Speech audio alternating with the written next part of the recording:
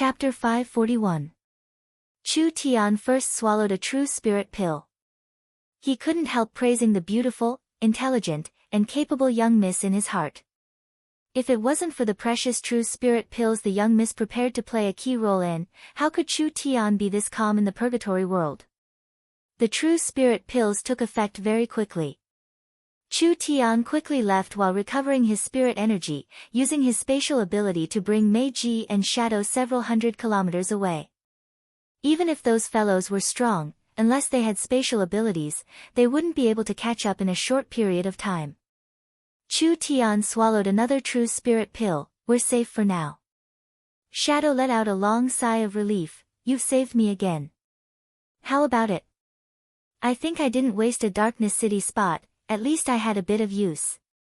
Chu Tian was a bit domineering as he looked at the succubus with a gaze of contempt. Demon race woman, you better remember this. If I didn't make a move out of kindness, you would have already been turned into meat paste. Meiji's heart was filled with lingering fear after escaping with her life. She wasn't a strong person, so she was too lazy to argue with Chu Tian. Then how should I thank you? This. Chu Tian looked over Meiji's body that was filled with a foreign charm. There's no need to repay me with your body, I already have enough beauties by my side. If they knew that I brought a demon back, they would cut me into 18 pieces. This fellow was really hitting a snake on a pole. Who the fuck wanted to repay him with their body? Demon? So what if we demons have demons? We demons don't even look at you humans. Meiji ignored Chu Tian and said with knit brows, although we escaped this disaster, I'm afraid Darkness City. This is bad, this is a carefully planned plot against Darkness City. They want to use the opening of the Devil's Gate to swallow Darkness City. Shadow suddenly realized the seriousness of the situation and his expression changed. He immediately stood up and said, Father is in danger, we have to go back. Meiji gave a few soft coughs, looking very weak and helpless. The Devil's Gate has already been sealed, we don't even have a chance to leave, not to mention saving him. Could it be we just watch Darkness City fall like this? Ing looked at Chu Tian. Human, you have a lot of special abilities and items. Can you think of a way? Chu Tian rolled his eyes. Do you think I'm a god? There were no transport arrays in Darkness City and the Purgatory world, so no matter how skilled Chu Tian was, he couldn't instantly go back to save the situation. Chu Tian didn't owe Darkness City anything. Although he obtained a spot to enter the Devil's Gate, he hadn't obtained any benefits yet. He had also returned the favor by saving Shadow twice and Meiji once. Chu Tian did not have the obligation to give up this great opportunity in front of him, risking his life to kill his way back to Darkness City. The chances of the three of us killing our way out are very slim. Not to mention that there are several Purgatory City lords personally leading their armies to surround us. Even if we kill our way out, we would just be throwing our lives away. I won't do something like throwing my life away. Chu Tian made his position clear. I suggest that we wait and see and find another opportunity to turn the tables.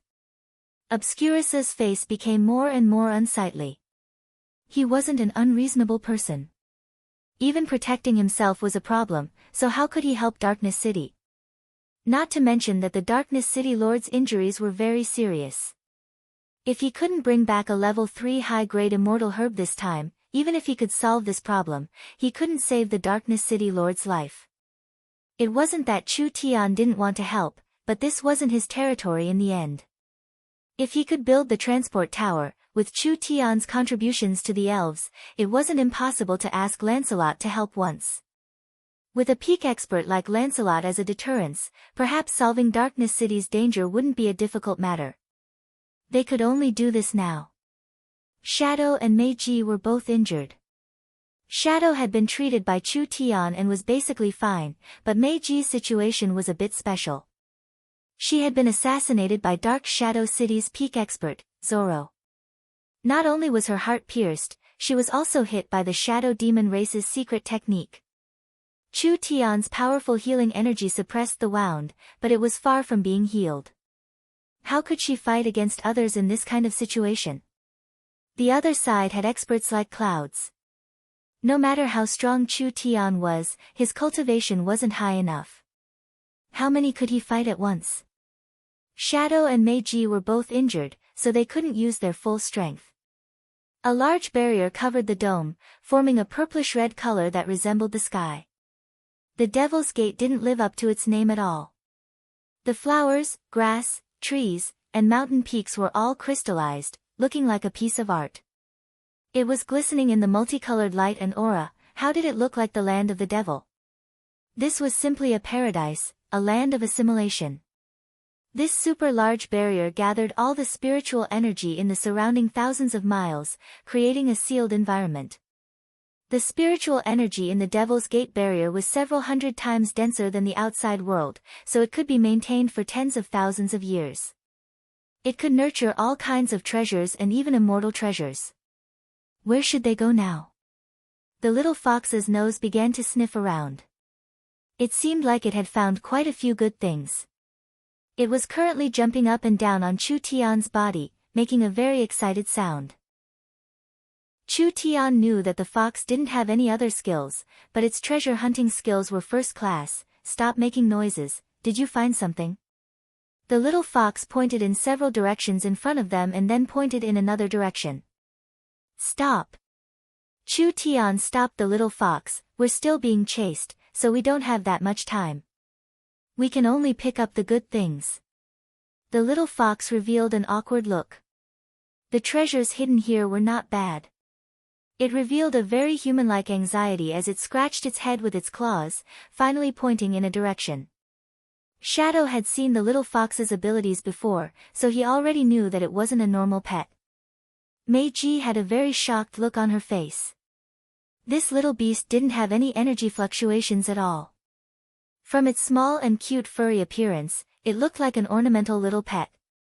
A little pet was this intelligent? This really made people puzzled. The pursuers will be here soon, we need to move. Let's go. Meiji might not be able to beat Chu Tian right now, so she had no choice but to listen to Chu Tian's instructions. The three of them followed the direction the little fox pointed in and finally found a very strange sky-reaching tree in the valley. This tree was several hundred meters tall. The roots were black, the trunk was purple, the branches were red, the leaves were green, and the fruits were golden. From the top to the roots, it was completely crystallized and was releasing a strong spiritual energy. In the center of the five-colored crystal tree, there was a fruit that was different from the others. This fruit was like 5 different colored flood dragons entangled together.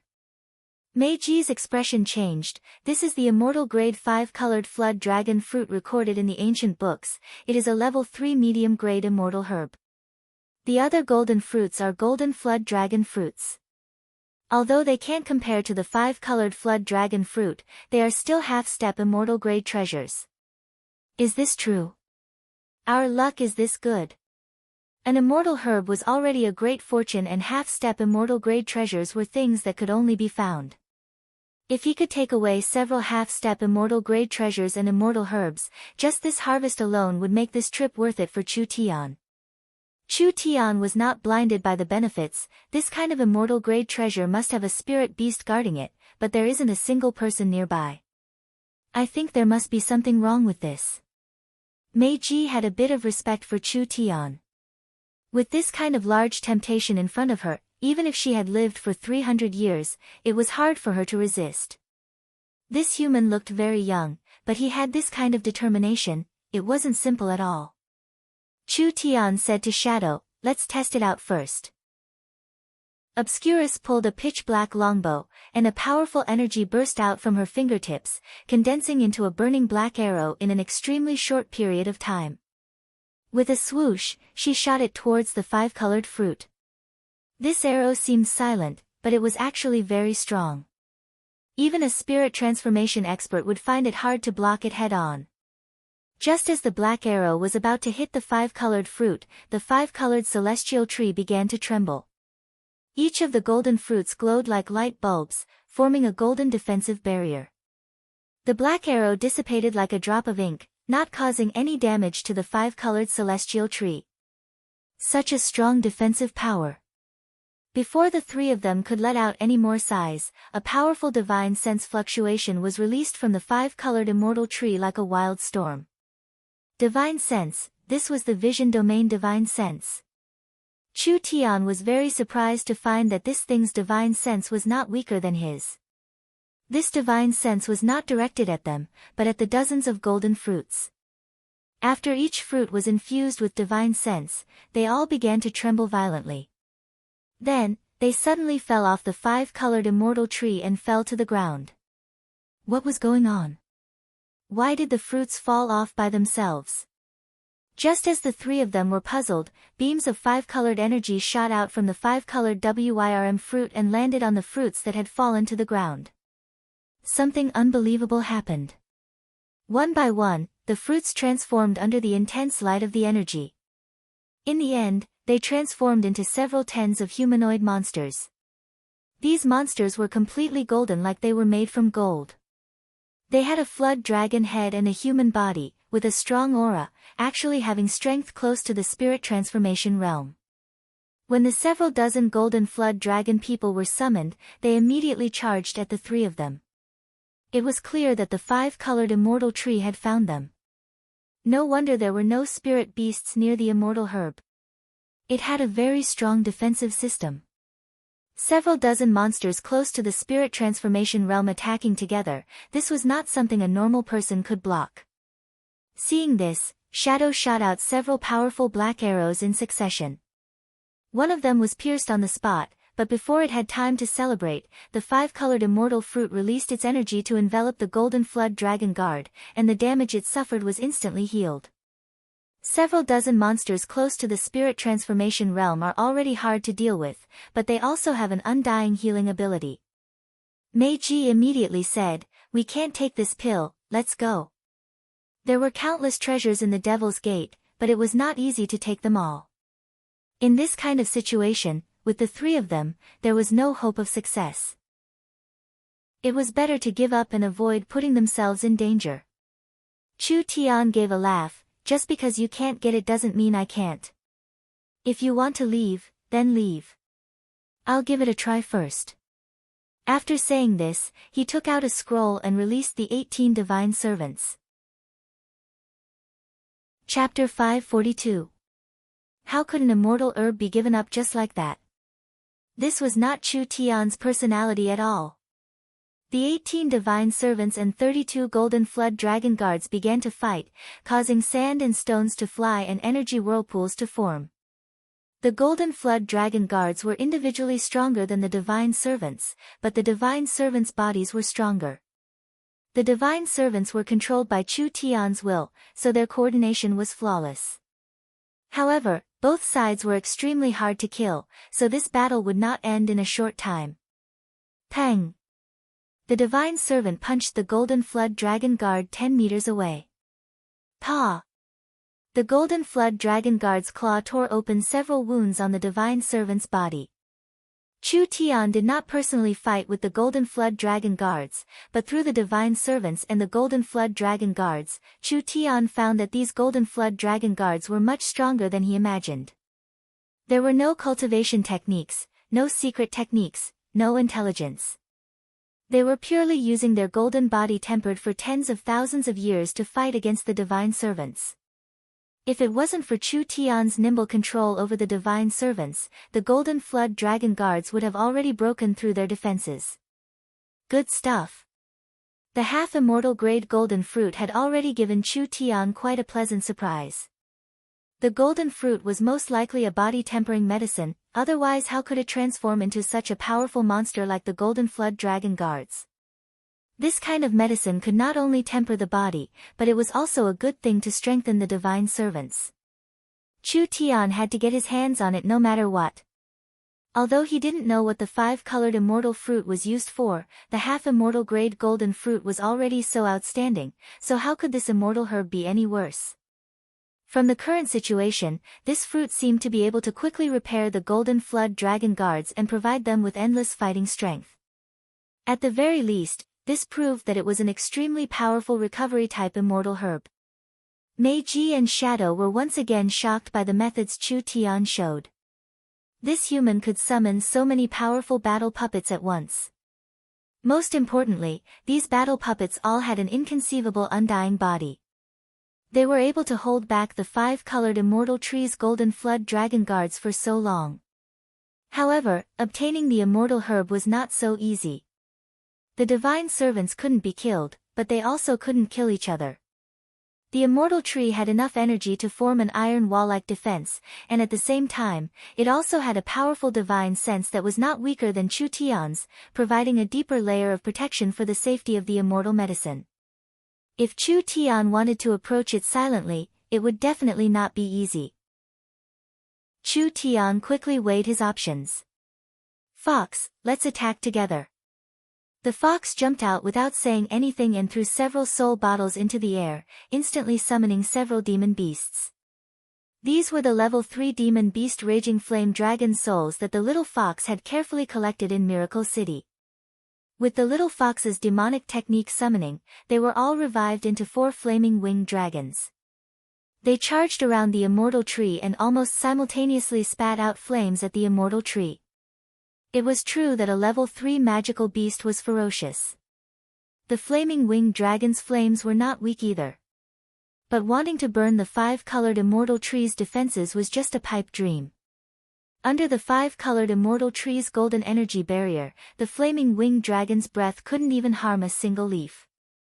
However, this completely infuriated the 5-colored celestial tree's will.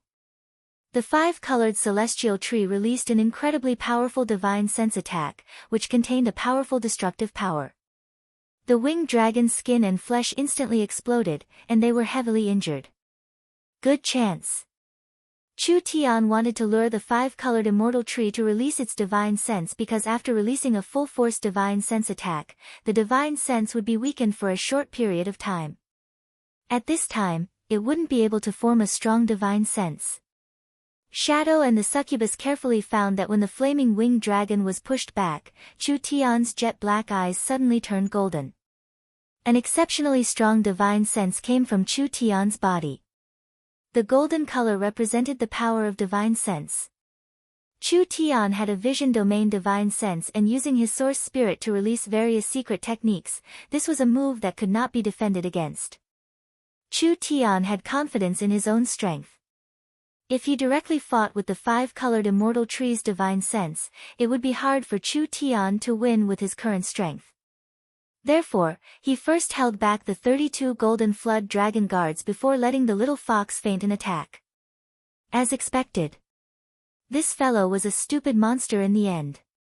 When the 5-colored immortal tree was attacked by the demon beasts, although it could clearly block it with its strong defenses, it still released a full-force divine sense attack. The 5-colored immortal tree's divine sense was at the vision domain realm like Chu Tian's. This level of divine sense could fuse its own strength into it, creating a strong killing might. The 4 flaming winged dragons were instantly heavily injured with their flesh and bones shattered. The 5-colored immortal tree's divine sense had entered a short period of weakness after this large explosion. Chu Tian seized this chance and formed a strange seal with his hands. His divine sense combined with a divine sense secret technique was released on the 5-colored immortal tree. Divine sense seal. The 32 golden flood dragon guards were like their spines had been pulled out, losing all feeling as they fell to the ground. In a burst of light, they turned into golden fruits on the ground. Shadow was very confused. What is happening?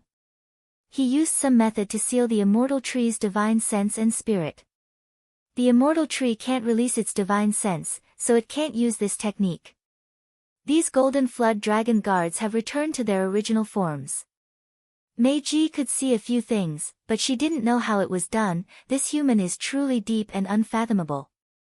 The little fox was fast and the golden flood dragon guards returned to their original forms. It immediately opened its mouth and several dozen fruits were sucked into its space.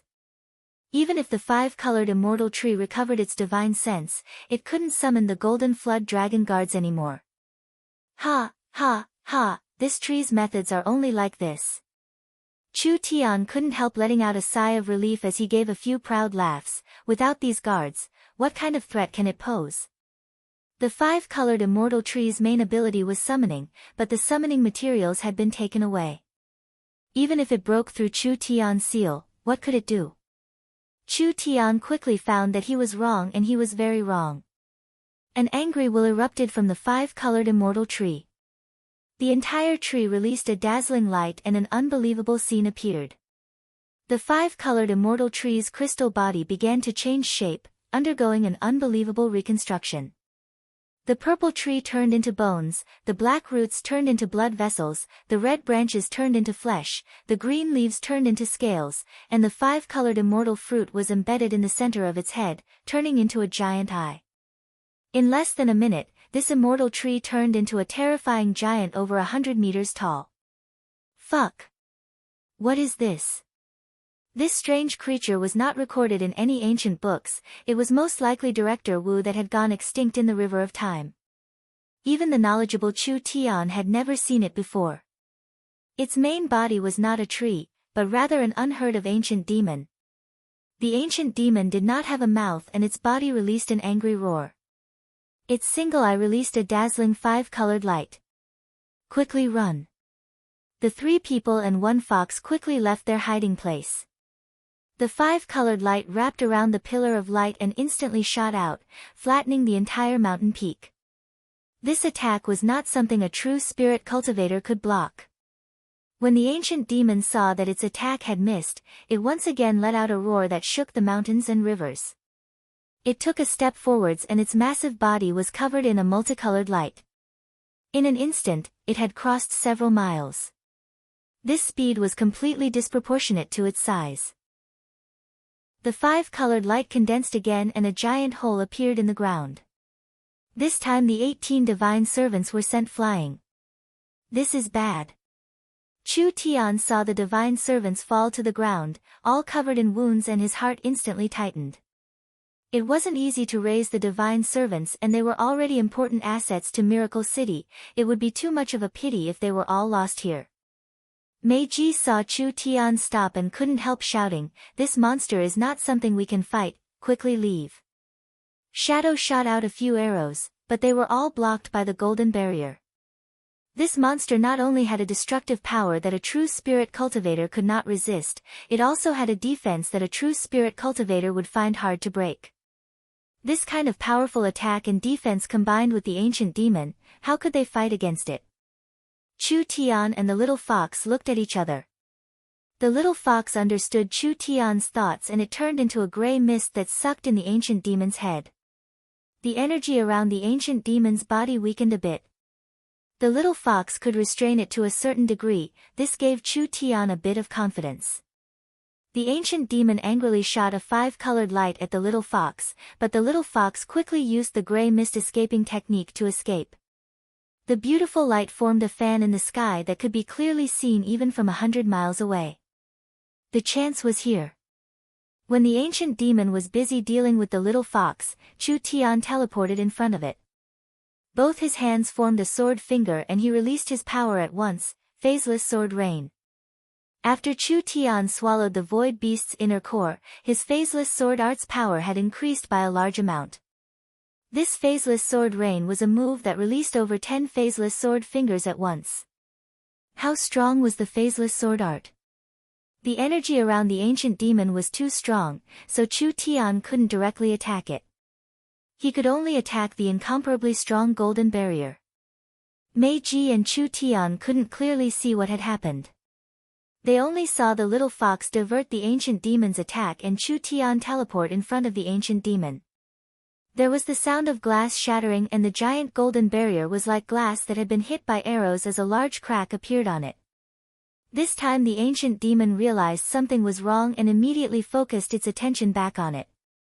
Chu Tian swallowed a true spirit pill that was ignited in flames.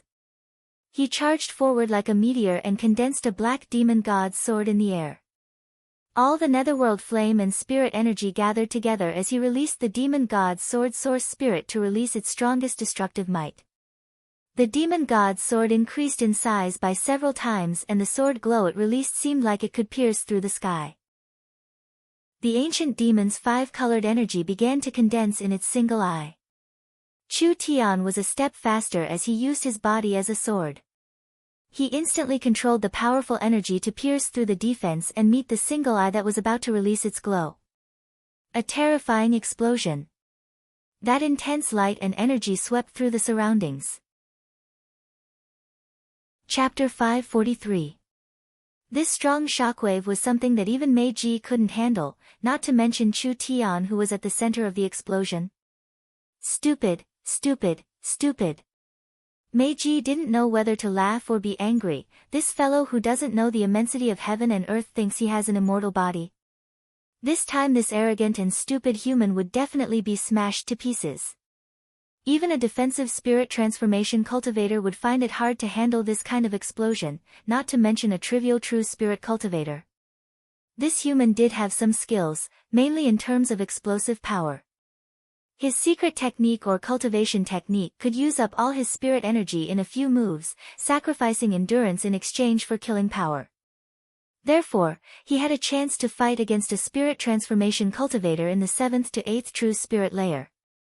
No matter how high the cultivation technique was or how strong the secret technique was, the power of a 5th true spirit layer cultivator was limited.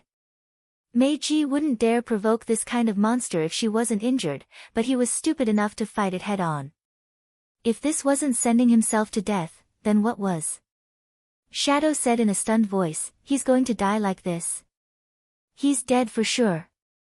Meiji said to Shadow, "Don't worry about it, let's go." Shadow didn't dare believe that Chu Tian would die this easily. This human was indeed a bit arrogant, but he shouldn't be an idiot. Meiji anxiously shouted, "What are you doing? We can't fight against this demon in our current state. Now that he's dead, it'll be our turn. Hey, you demon woman, no matter what, I've saved your life. Do you really want me to die this much?" When a very familiar voice rang in her ears, Meiji was instantly petrified. She turned around in a daze and her bright red lips opened wide. Her seductive eyes opened wide like she had seen a ghost. Chu Tian wasn't far behind her. From head to toe, from inside to outside, he wasn't injured at all, not even his clothes had a single wrinkle. Chu Tian's starlight immortal body was not enough to completely block this kind of injury. Even if he activated his swallowing ability and saved Chu Tian's little life from the violent energy attack, it was impossible for him to not be injured at all, not even wrinkles appeared on his clothes. This was simply like a legend. At this time, a figure walked out of the energy vortex. Meiji was stunned to find that this person looked exactly like Chu Tian, but his body was full of holes. His head was broken, and one of his arms was missing. From his body to his feet, there were dozens of holes. No creature could survive such terrible wounds. However, this Chu Tian had a cold face, as if he didn't care at all, as if this wasn't his body. If one observed carefully, they would discover that this Chu Tian was indeed unusual. There was no flesh or blood in every wound. Instead, what flowed out were flames, blue and white flames. This was not a living creature at all. "Master, I've got it." This Chu Tian single-handedly handed over a 5-colored immortal fruit. Then, flames crawled out of his pores. Step by step, he walked into Chu Tian's body and completely merged with Chu Tian. What kind of secret technique was this? A cloning technique. There were indeed cloning secret techniques or cultivation techniques in this world. These cultivation techniques were not only very hard to cultivate, they also had very strict requirements for materials. In the vast majority of cases, the doppelgangers created by this kind of doppelganger technique were absolutely not as strong as the main body, but Chu Tian's situation was exactly the opposite. Even if Chu Tian wasn't weak, it wasn't likely he could defeat the ancient demon. However, Chu Tian's clone's aura was even stronger than Chu Tian's. At the last critical moment, it released a strength that didn't lose to the 8th true spirit layer, forcefully gouging out the ancient demon's eye. This was completely illogical, making Meiji completely puzzled. Actually, it was normal not to understand, there weren't many people in this world that could understand. It would be strange if they understood. Chu Tian didn't cultivate cloning techniques at all, and he didn't spend any effort to refine a clone puppet. This move was something he accidentally grasped. Chu Tian's main cultivation technique was the Netherworld Blazing Flame Sword Art.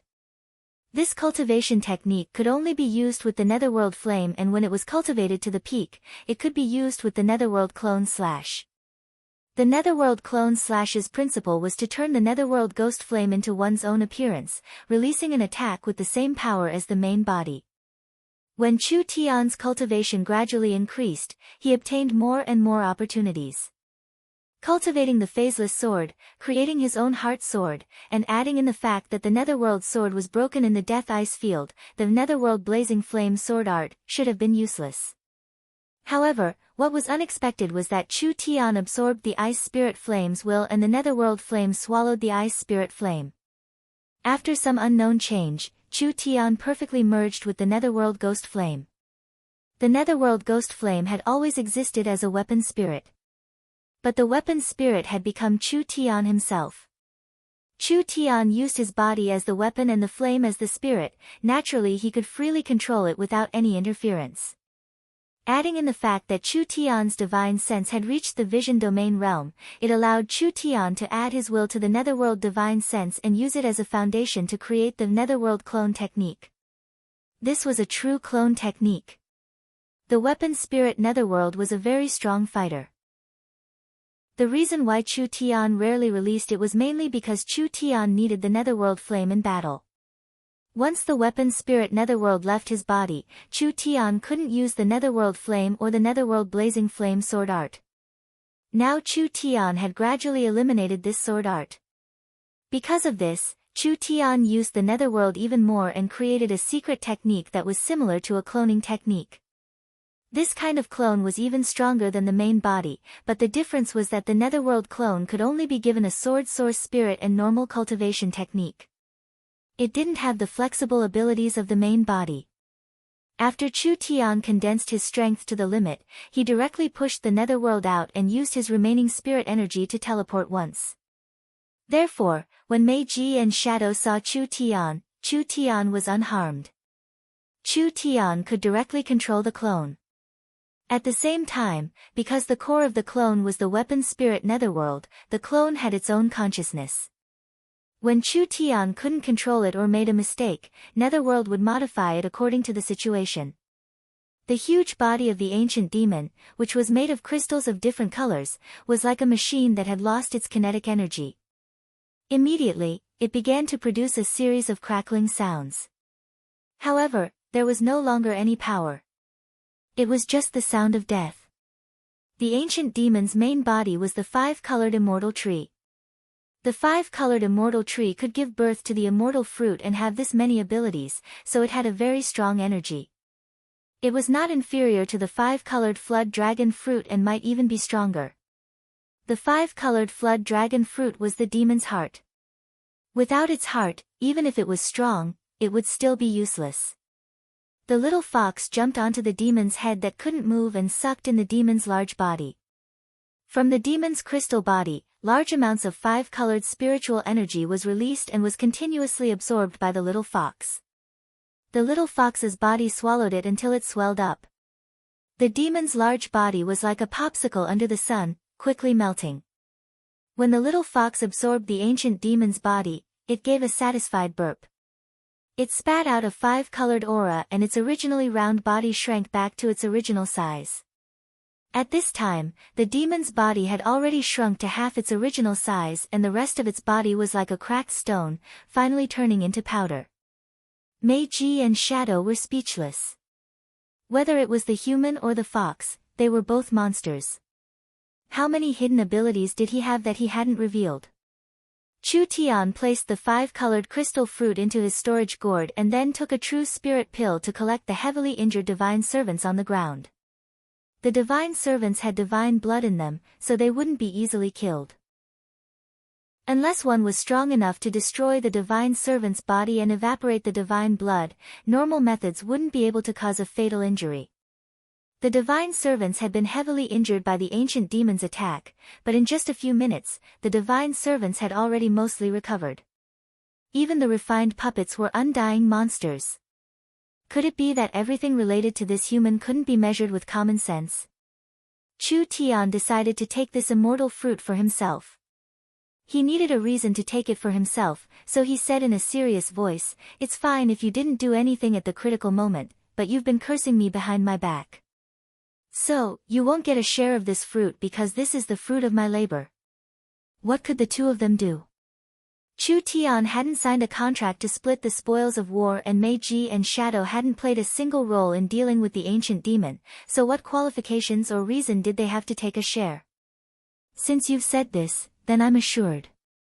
Chu Tian smiled at Meiji and then said, "The commotion here is too big, so those fellows might chase us.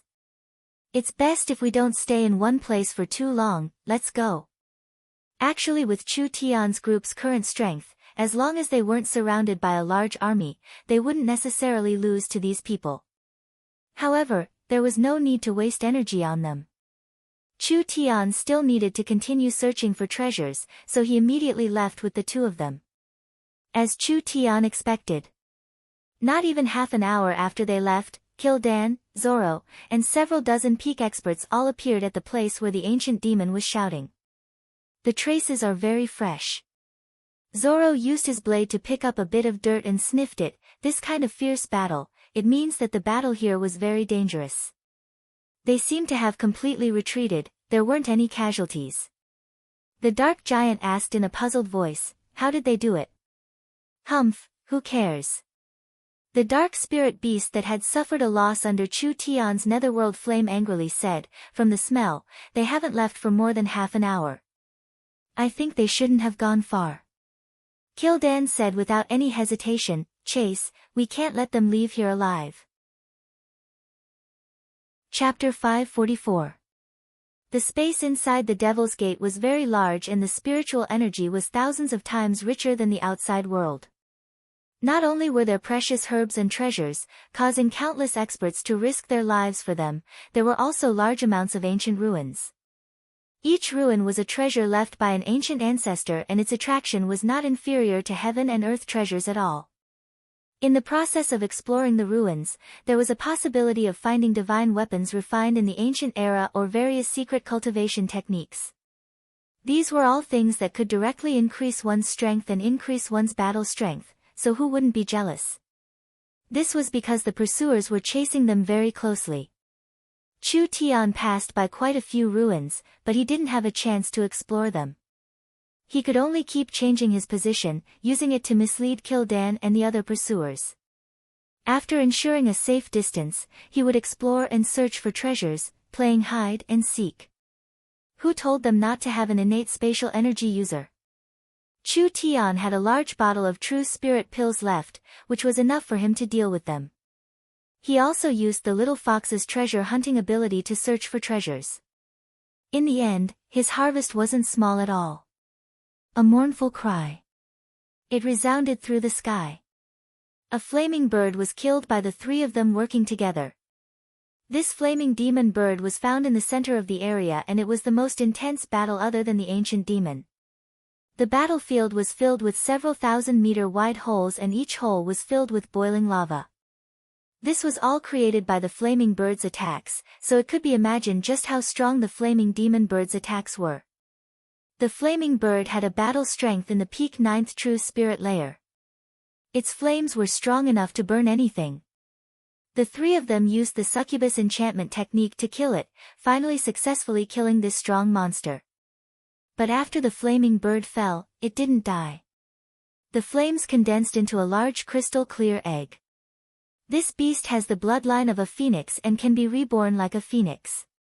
It will turn into an egg every time it is killed, and as long as it has enough time to absorb energy, it can revive and recover its battle strength. This kind of monster is simply unkillable. Is there a way to seal it? This isn't easy. The phoenix is a divine beast and can break through seals. Even if this beast only has a part of the phoenix's bloodline, it is enough to resist most seals, unless one's strength far surpasses it. The flaming bird was around the peak 9th true spirit layer. Wouldn't this egg need a super expert surpassing the true spirit realm to seal it? If there was no way to seal the flaming bird, it could resurrect at any time. If such a powerful and terrifying existence were to resurrect, the consequences would be unimaginable. Shadow frowned and said, "Since it's so troublesome, why don't we break the egg so it can't undergo nirvana?" "Idiot, this egg is also an immortal grade item. If it's broken, what's the point?" Chu Tian snappily said, "We definitely can't break it. We'll think of another way." The flame bird was the descendant of the fire phoenix. The fire phoenix was a divine beast, and a pure-blooded divine beast could obtain divine-grade materials. Even if the flame bird's grade was much lower, when it transformed into the primordial egg, the phoenix blood and innate life essence were sealed within. If it was given to Nangong Yun, it could help Nangong Yun's great nirvana scripture advance by leaps and bounds. If they broke the egg, it would be putting the cart before the horse. If they didn't break the egg, wouldn't they be carrying a ticking time bomb by their side? The flame bird could resurrect at any time. Moreover, everyone had seen the might of the flame demon bird, so no one wanted to fight it again. The little fox called out to Chu Tian. It pointed at the egg and then at itself, volunteering itself. "You have a way. All right, then let's give it a try." The little fox walked in front of the red crystal egg and used its claws to draw a symbol on the eggshell. This symbol was something Chu Tian had never seen before, so it should be some kind of ancient demonic incantation. No matter how strong the incantation was, it wouldn't have any effect on the flame bird's egg. The little fox had just finished drawing the incantation when it began to burn, so it wouldn't last more than a few seconds. That was enough. The little fox fiercely sucked in the egg and released a strong pulling force from the incantation. The inside of the red crystal egg released a sharp cry and a struggling red and purple figure was pulled out. It had a pair of wings and was covered in flames. It was actually the flame demon bird that had fought with the three of them. When the little fox saw this, it took out a puppet and licked it with its tongue. After being stained with a bit of saliva, it began to forcefully pull the soul out. The flame bird's soul was pulled out, but it was like a piece of rubber. Although it was heavily deformed, it did not break. The little fox revealed a strenuous expression, as if it couldn't hold on much longer. After the flame bird turned into an egg, its soul was at its weakest. Even so, it was still a strong soul, so how could it be easy to pull it out? The little fox had never done anything like this before, so it found that the difficulty was much higher than it had imagined. Chu Tian understood what the little fox wanted to do. He released his Yuan Hun and his eyes turned purple. A purple sickle appeared in the air and slashed down. Soul harvest. The flame crow's strong soul was cut in half. The little fox revealed a look of joy and immediately put away the soul. It added a few more incantations to strengthen the puppet seal. Shadow saw all of this and asked in a confused voice, "What is this for?" It stripped the flaming demon bird's soul alive and sealed it into that strange puppet. Meiji had never seen such a strange thing before. No matter how strong the flame bird is, it can't be revived without a soul. The egg's energy did not weaken at all, but the soul had been completely stripped away. This meant that even if it had enough energy to revive it, without a soul to activate it, it would be meaningless. Chu Tian nodded in satisfaction. "Not bad." The little fox proudly put away the puppet. Ever since Chu Tian became Miracle City's city lord, the little fox had a large group of believers, so it didn't lack souls to use. The little fox placed normal souls into the soul bottle, treating it as a one-time use item. Only the more precious souls were sealed into the soul puppet to be used again and again. Now that it had subdued the flame demon bird's soul, the little fox's strength increased by a large amount. The pursuers were getting closer. The little fox could feel it and immediately reported the situation to Chu Tian. It took a fighting stance, making a suggestion to Chu Tian.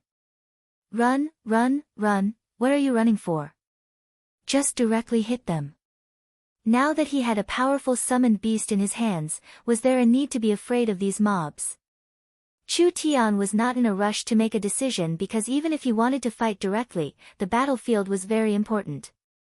If there was something he could use nearby, it would be much easier to fight. He put away the flame egg and looked into the distance.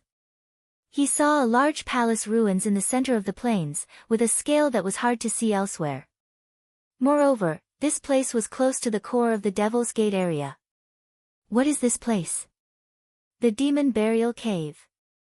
Meiji replied to Chu Tian's question. It said that there is a new entrance that leads to another place, but there are all kinds of demons that have never been heard of, so it has always been a forbidden area. Fox, let's look at the situation first. The little fox took out its divine eye to scout from afar, first scouting the area around the palace ruins in the sky.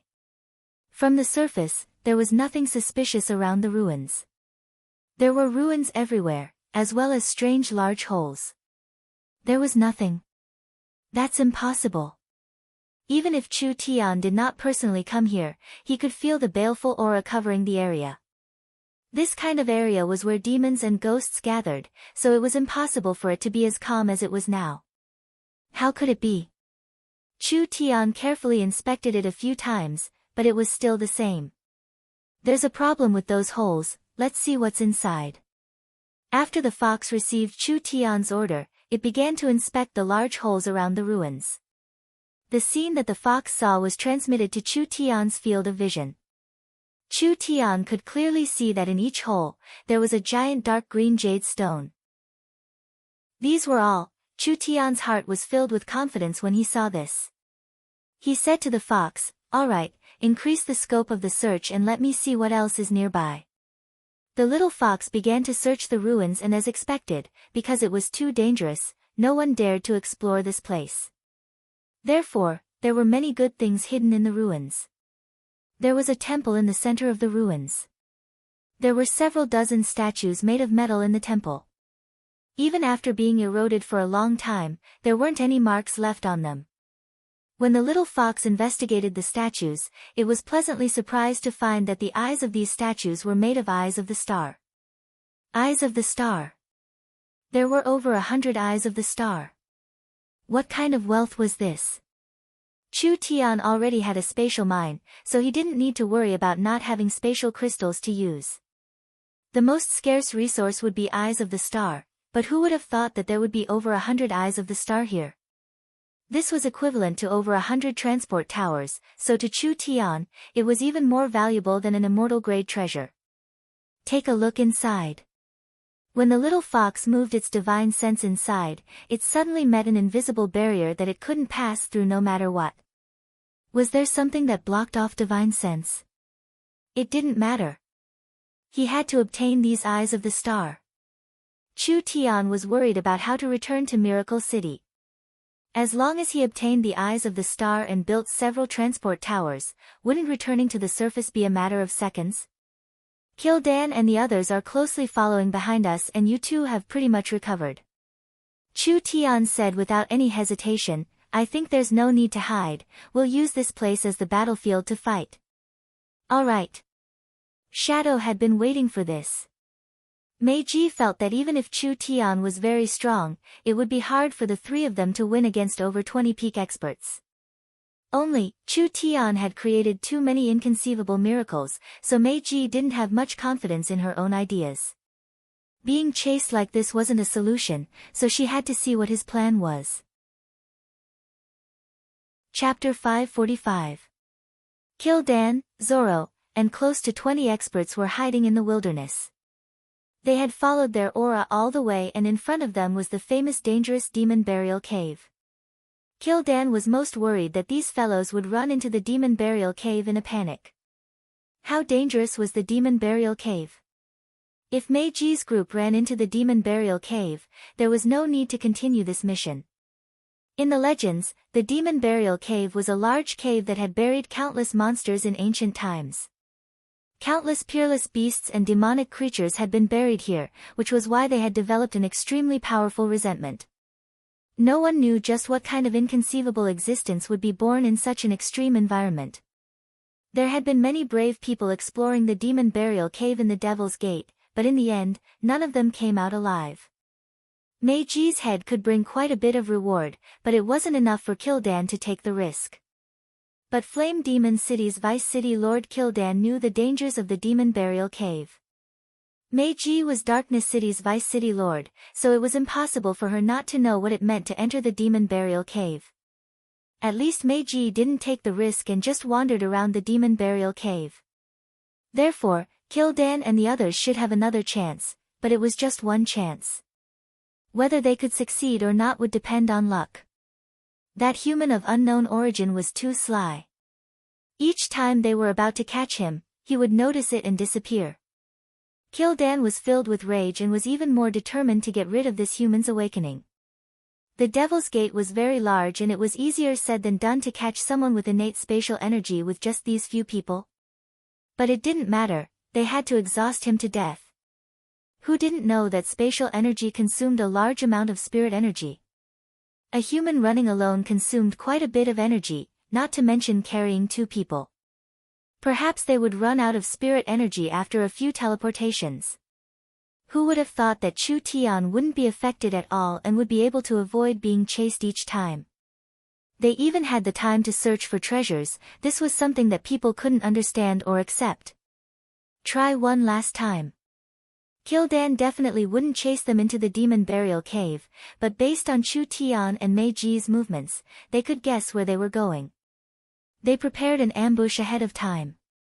Since they couldn't chase them, they hid their auras and waited for the bait. Watch out, they're coming. Kil'dan and Zoro were very excited because this plan seemed to be successful because they saw two figures moving at high speeds in the distance. They weren't others, they were Darkness City's Vice City Lord Meiji and the Darkness City Lord's son Shadow. Where did that human go? No matter what, he had to capture these two first. These were all famous experts of the various cities. They had wasted so much time chasing after them, and they were already filled with anger. Now that they had finally caught them, how could they let them go? That human wasn't important. Kil'dan had a lot of people, so why would they care about a trivial human? Wait for them to get closer. Zoro was like a ghost that completely merged with the environment. He had already started to gather his strength. As long as his prey entered his range, he would be able to instantly kill them. Meiji was still rushing over as if she didn't feel anything. The distance between them was getting closer and closer. At this moment. Wait. Meiji suddenly stopped and said to Ing, "Something is wrong here. Retreat." Ing didn't say anything and followed Meiji to escape. "Meiji, your time of death has come." Kil'dan immediately let out a roar that was enough to shake the earth. "You can't escape even if you have wings. Chase." The 20 hibernating beings were already waiting. Although Meiji was alerted before entering the ambush, they believed that they couldn't escape. The succubus and dark elves weren't slow, but the speed they used to escape clearly wasn't enough. Meiji quickly flew into the air and her figure turned into several dozen shadows. Phantom dance. Each phantom was no different from the real one, running in different directions. Kil'dan slapped out with a palm and most of the phantoms were shattered. The remaining phantoms disappeared under the attacks of the experts. At this time, Nuo Luo was already leading 4 shadow demon experts to chase after them. They were like 5 sharp soul-chasing chains that were about to wrap around the two of them. Once the shadow demons attacked, even if they couldn't kill Meiji and Shadow in one hit, they would at least interrupt their speed. Once the experts surrounded them, the two of them wouldn't have any chance of escaping. Their goal had already been defeated. The prey had already been lured to the area Chu Tian had designated. Meiji felt the aura behind her become stronger and Kil'dan and Zoro's attacks were about to arrive. She couldn't help feeling like she was being sold and she shouted in a panic, "Human, why aren't you coming out? Do you want the 4 of us to be here? What are you in a rush for? Aren't I coming right now?" Chu Tian used a spatial movement to arrive in front of the two of them and placed his hands on their bodies. "Go." "Damn!" Kil'dan angrily roared, "He's going to use his spatial ability again. Stop him." Zoro had already charged in front of the two of them and a pitch-black blade slashed out, attempting to cut them in half before Chu Tian could finish his spatial control. He was a bit late in the end. The 3 of them had teleported the moment the blade swept out and this blade completely missed. Run, run again. Kil'dan and the other demons were seething with anger, but they didn't even have time to be angry before they suddenly felt the earth tremble. It was like a volcano was erupting and they could see several giant pillars of green flames shooting into the sky from the ruins. What happened? Everyone stared blankly at the green pillar of fire rising into the sky, unable to react for a moment. In just a few seconds, thousands of green spots of light appeared above their heads. When they looked closely, they discovered that these were clearly meteorites shrouded in green flames. We've been tricked. Zoro's expression changed as he shouted, "Quickly leave." It was obvious that it was too late now. Thousands of meters were shrouded by the attacks. Countless dark green meteors fell like missiles, or like stones being thrown into calm water, causing the originally calm ground to ripple like raging waves. Not only did each meteor cause a huge energy impact, but the places these meteors hit would also summon a ferocious and terrifying flaming demon. Hundreds of flame demons appeared in the area, each of them possessing considerable strength, and they all pounced on these people. This was just the beginning. Before the meteor shower ended, dozens of especially huge meteors crashed into the ground. From each crater, giants stood up. These giants were more than 100 feet tall, and their outer layer was a set of rocks that looked like armor. Flames were constantly spurting out from the cracks in their bodies. Hellfire demons. These were hellfire demons. There were over 10 hellfire demons. The dark green crystal that Chu Tian found in the pit was actually the hellfire that was in a deep slumber. Chu Tian's plan this time was very simple. Kil'dan had already chased them for 2 hours and they had almost caught up several times, but they had been able to escape, so his heart was filled with rage right now. He purposely used Meiji as bait to lure them to the designated location. Chu Tian and the little fox were responsible for awakening the hellfire and then quickly escaping with their spatial abilities. Then it was time for these fellows and the hellfire to have some fun. When the hell flame fell into the southern summer country's Thunder State, it brought a disaster to Thunder State. Now that several hellfires had been awakened, these hellfires were much stronger than the ones in Thunder State. Each one had the battle strength of the 9th true spirit layer and several hundred flame demons were summoned by these hellfires. This was definitely a very fierce battle. We've been ambushed. Kill our way out, kill our way out. Kil'dan violently destroyed several flame demons before finally sending a fist at the hellfire blocking the way. Although Kil'dan's cultivation was very shocking, the hellfire was not a simple character. When it was hit, it only took a few steps back. The rock in front of its chest was shattered, but it wasn't injured at all. The hellfire released an angry will as it raised a giant flaming fist to counterattack. Kil'dan and the hellfire's fists collided. Although it wasn't weaker than the hellfire in terms of pure strength, the hellfire's body was filled with green abyss flames, which greatly increased its destructive might. Therefore, even Kil'dan felt it was very strenuous. The Dark Giant's Vice City Lord was surrounded by 3 hellfires. He couldn't even deal with one with his strength, not to mention 3 at once. In the end, he killed one of the green abyss flames, but he failed at the critical moment. The Dark Giant's body was covered in green abyss flames and he finally died with a pitiful cry.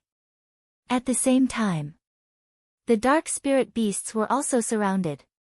The green abyss flames released by the hellfire demon instantly swallowed his body, turning him into a fireball. The netherworld flame injury on his body had not healed yet and he was surrounded by hellfires, so he could only die with a grudge.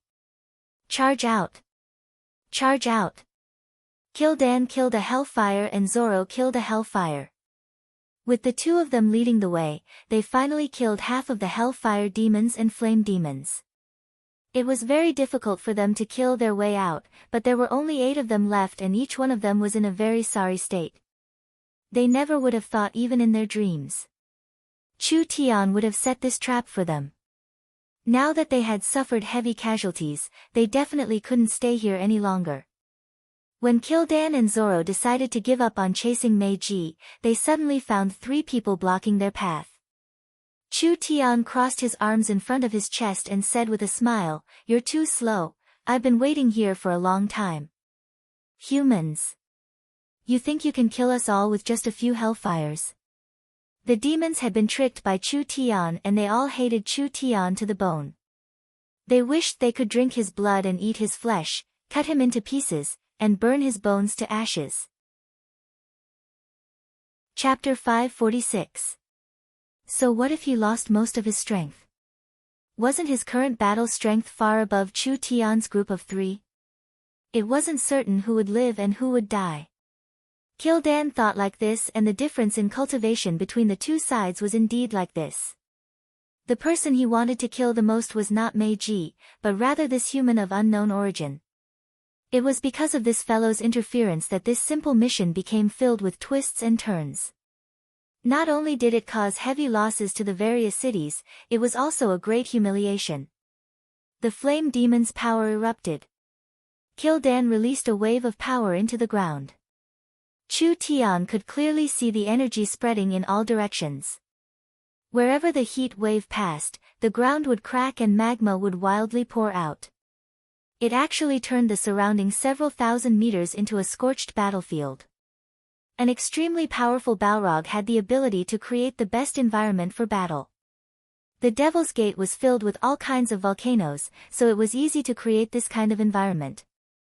In this situation, Kil'dan's battle strength would increase by a large amount. Shadow Incarnation. Zoro's illusory body swayed a few times, and every time he swayed, a shadow would appear. Every shadow would become Zoro's doppelganger, turning into the exact same image as Zoro. This was a true doppelganger. Chu Tian's Netherworld clone was just a clone made from the weapon spirit Netherworld. Zoro had truly split from his body, so his will was the same as his own, only it was a bit weaker. Of course, this was a special ability of the Shadow Demon bloodline, it was something other races couldn't learn. Shadow Fission. Death Shadow. Several experts used their own techniques. Although they were in a very sorry state from the Hellfire Demon, they didn't lose their battle strength. They attacked together at this moment with the thought of capturing Chu Tian's group in one fell swoop. Kil'dan's body was like a tree's root stabbing into the cracks of the lava, allowing his body to flow into the ground. He said to Chu Tian during this process, "Human, no matter what reason you have, you won't have a future with Darkness City. I'll give you a chance. Become a Flame Devil servant now, and Flame Devil City won't pursue this matter. You can continue living." Chu Tian laughed, "I'm sorry, I value my appearance very much. You guys look like shit, I think it's better to save it." "You asked for it." Kil'dan said to Zoro beside him, "Go, kill him." Zoro and several Shadow Demon experts had been waiting for a long time. Along with a dozen shadow clones, they charged at Chu Tian at once. The little fox didn't wait for him to tell it to jump out and spit out a puppet from its mouth. A strong bird cry came from the sky and a large cloud of fire appeared in the sky. This strange scene made Zoro slightly hesitate because he could clearly feel a strong energy fluctuation coming from within the cloud of fire. Squeak! Amidst the cries of the phoenix, the flaming bird finally completed its gestation. When its entire body was burning, it drilled out of the cloud of fire, and its terrifying aura caused everyone to feel a suffocating pressure. The Shadow Demon experts didn't even have time to react. Under the little fox's command, the flaming demon bird charged straight at them. It suddenly spat out a strange golden red flame from its mouth, instantly covering the area it passed by. The hot flame instantly swept across and Zoro's shadow clones were all disintegrated. Several demon experts were caught in the flame and were instantly burnt to a crisp, even their protective spirit energy didn't work. What kind of technique was this? Kil'dan never would have thought that without Chu Tian's group of 3 making a move, a common little animal would be able to control this kind of powerful fierce beast. They had clearly underestimated Chu Tian's ability once again. After Zoro dodged the flaming demon bird's attack, he immediately began to retreat. "Sir Zoro, we haven't even started fighting yet." Meiji deliberately used a teasing tone to say, "Could it be you want to retreat?" Almost as soon as she said this, a powerful spiritual energy covered Zoro's body. After Meiji's illusion technique hit him, Zoro couldn't move at all. Good chance. Shadow seized this chance to shoot an arrow. You guys. Zoro looked down at his chest that was pierced through. His illusory figure became even more blurry and his vitality was weakening. You're clearly heavily injured, how could you? Whether it was Meiji or Shadow, they were both heavily injured in front of the Devil's Gate. Meiji's injury was Zoro's handiwork. Zoro knew better than anyone how serious the injury was. With Meiji's ability, it was already a miracle that she could survive. Not to mention, not only did she survive, but her strength had also recovered. Zoro couldn't understand this question. He would never be able to understand it. A few seconds later, the flaming demon bird swooped down and counterattacked. A ball of flames engulfed Zoro and killed off the ordinary demons one after another. Dead. They were all dead. This result was like a slap to Kildan's face. He was filled with confidence that he could take care of the other side, but the other side took care of him in 2-3 moves. This kind of large gap could be imagined.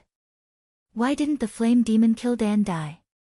Because he was a flame demon, he was basically immune to fire attribute attacks, which made him the only demon that could restrain the flaming demon bird. This is what they call reciprocity. Chu Tian directly said to Kildan, if you promise to leave Flame Demon City and become my slave, I can spare your life. In your dreams. The flame demon Kildan's half-melted body began to melt. There was a bright red liquid flowing down that seeped into the cracks in the ground. Since he had fused with the earth fire, as long as he had this move, Kildan could not be killed. I have fused with the earth fire, how can you kill me? Kildan's voice came from deep underground, flames are useless against flame demons, they will only increase the flame demon's strength. Is that so? Chu Tian revealed a cold smile and a lotus flower appeared in his palm, only in my eyes, even fire can be burned. After saying this, Chu Tian gently waved his hand. This lotus-like flame entered the ground under his feet, and a bluish-white flame was produced in the crack. It quickly spread along the crack, like a flame in a gully filled with fuel, almost instantly filling up all the cracks in all directions. Looking at it now, it looked like a profound array made of blue and white flames. Ah, impossible! Kildan's mournful voice came from the ground, what kind of fire is this? No, impossible, how could the flame demon be injured by fire? Impossible, this is definitely impossible. The netherworld flame became stronger and stronger, igniting the entire earth fire. The cracks in the several thousand meters around Chu Tian released blue and white flames. Kildan thought that by fusing with the earth fire, he would be invincible, but he never would have thought that Kildan would create a crematorium for himself and then lie in it. You have no chance, you have no hope. Kildan's voice came from the flames, the new Eastern Territory king has already appeared. Darkness City is the Purgatory World's imperial city created by the Eastern Territory king, its destruction is unavoidable. If you dare go against the Eastern Territory king, your end will be 1,000 times worse than mine. Kildan's voice trailed off. A flame demon that was immune to fire died to the flames? This could be said to be ironic.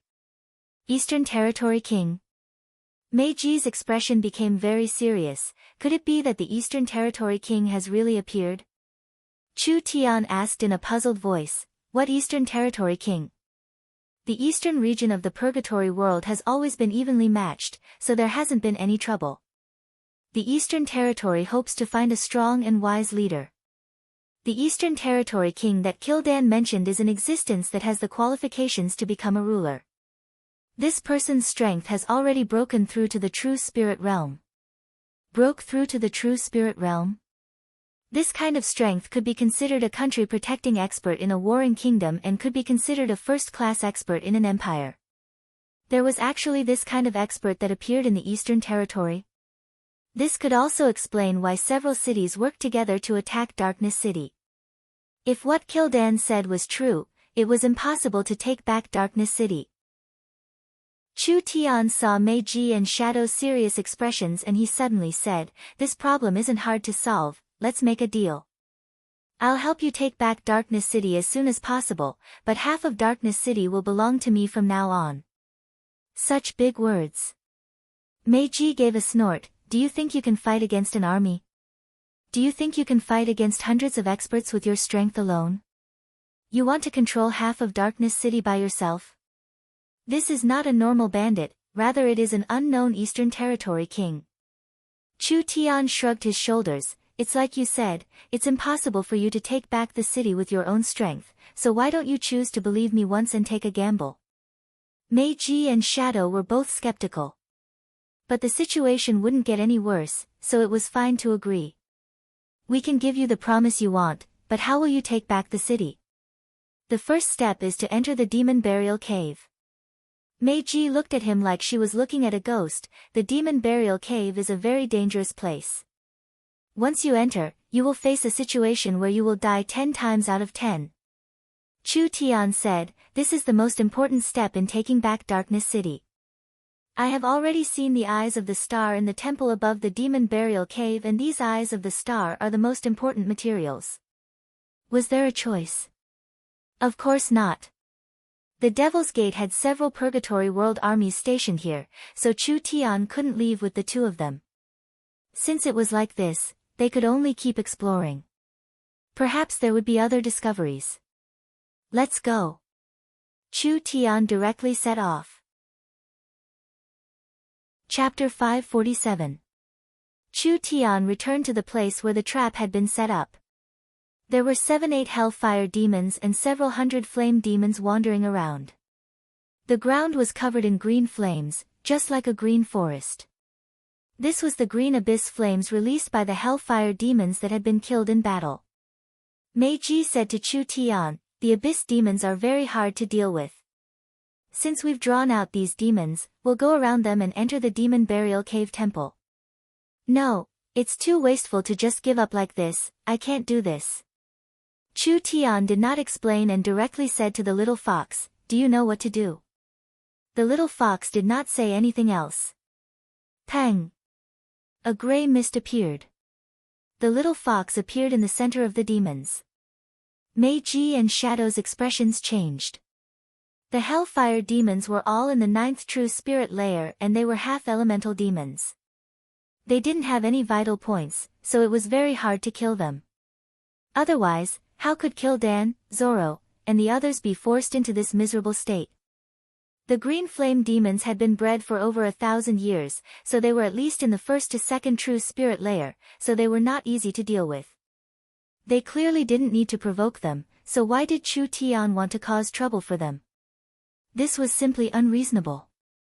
These demons discovered the little fox's appearance at the same time and immediately charged over like a tide. Shadow's eyes opened wide as he said, this spirit beast is in danger. Chu Tian smiled without saying a word. This kind of scene had no effect on the little fox. It calmly let out a breath, and its small body released a faint purple ripple. It instantly spread out layer by layer, covering all the demons inside. Under this strange energy, the demons' mobility was greatly reduced, and they all became slow and sluggish. Almost there. The little fox stopped breathing and sucked in its stomach. The surrounding purple ripples gathered back, and it was like a storm being stirred up. Large amounts of green flame demons were like iron powder that met a strong magnetic field, instantly shattering into pieces and being sucked into the little fox's body. With a single breath, at least tens of green flame demons would be killed. The other green flame demons and hellfire demons were also heavily injured. This time it didn't just shock Meiji and Shadow, even Chu Tian was shocked by the little fox's performance. Back in Thunder State, when the little fox faced a weak hellfire that had just crossed plains, it could only slightly restrain it. He never thought that in just a year or two, the little fox's progress would be this great. It already possessed the ability to suck this kind of powerful abyssal demon dry. The abyssal demons had the ability to think. Once the little fox's powerful methods were used, the abyss demons felt a strong sense of unease and fear. The hellfire demons had a certain level of intelligence, and when they faced the little fox, it was like a rabbit facing an eagle. A natural enemy appeared in the depths of their souls and it made them lose the courage to fight. Meiji then saw an incredible scene. These abyssal demons, who had always been known for their madness and cruelty, all turned around and prepared to flee. Don't let them escape. Chu Tian raised his sword and shouted, quickly, kill them. The little fox wouldn't let these demons go so easily. With a series of breaths, the green flame demons were killed one by one and the hell flames were weakened to the extreme. Within the little fox's domain of absorption, it was like their feet were stuck in glue, making it hard for them to move. Kage drew his bow. So. The flames around the hellfire demon's body had been mostly sucked by the fox, causing the hellfire to become very weak. Its strength and defense had decreased by a large amount. Kage's arrow had actually shattered the hellfire demon's body. How was this like shooting a powerful demon? It was simply like shooting a porcelain doll.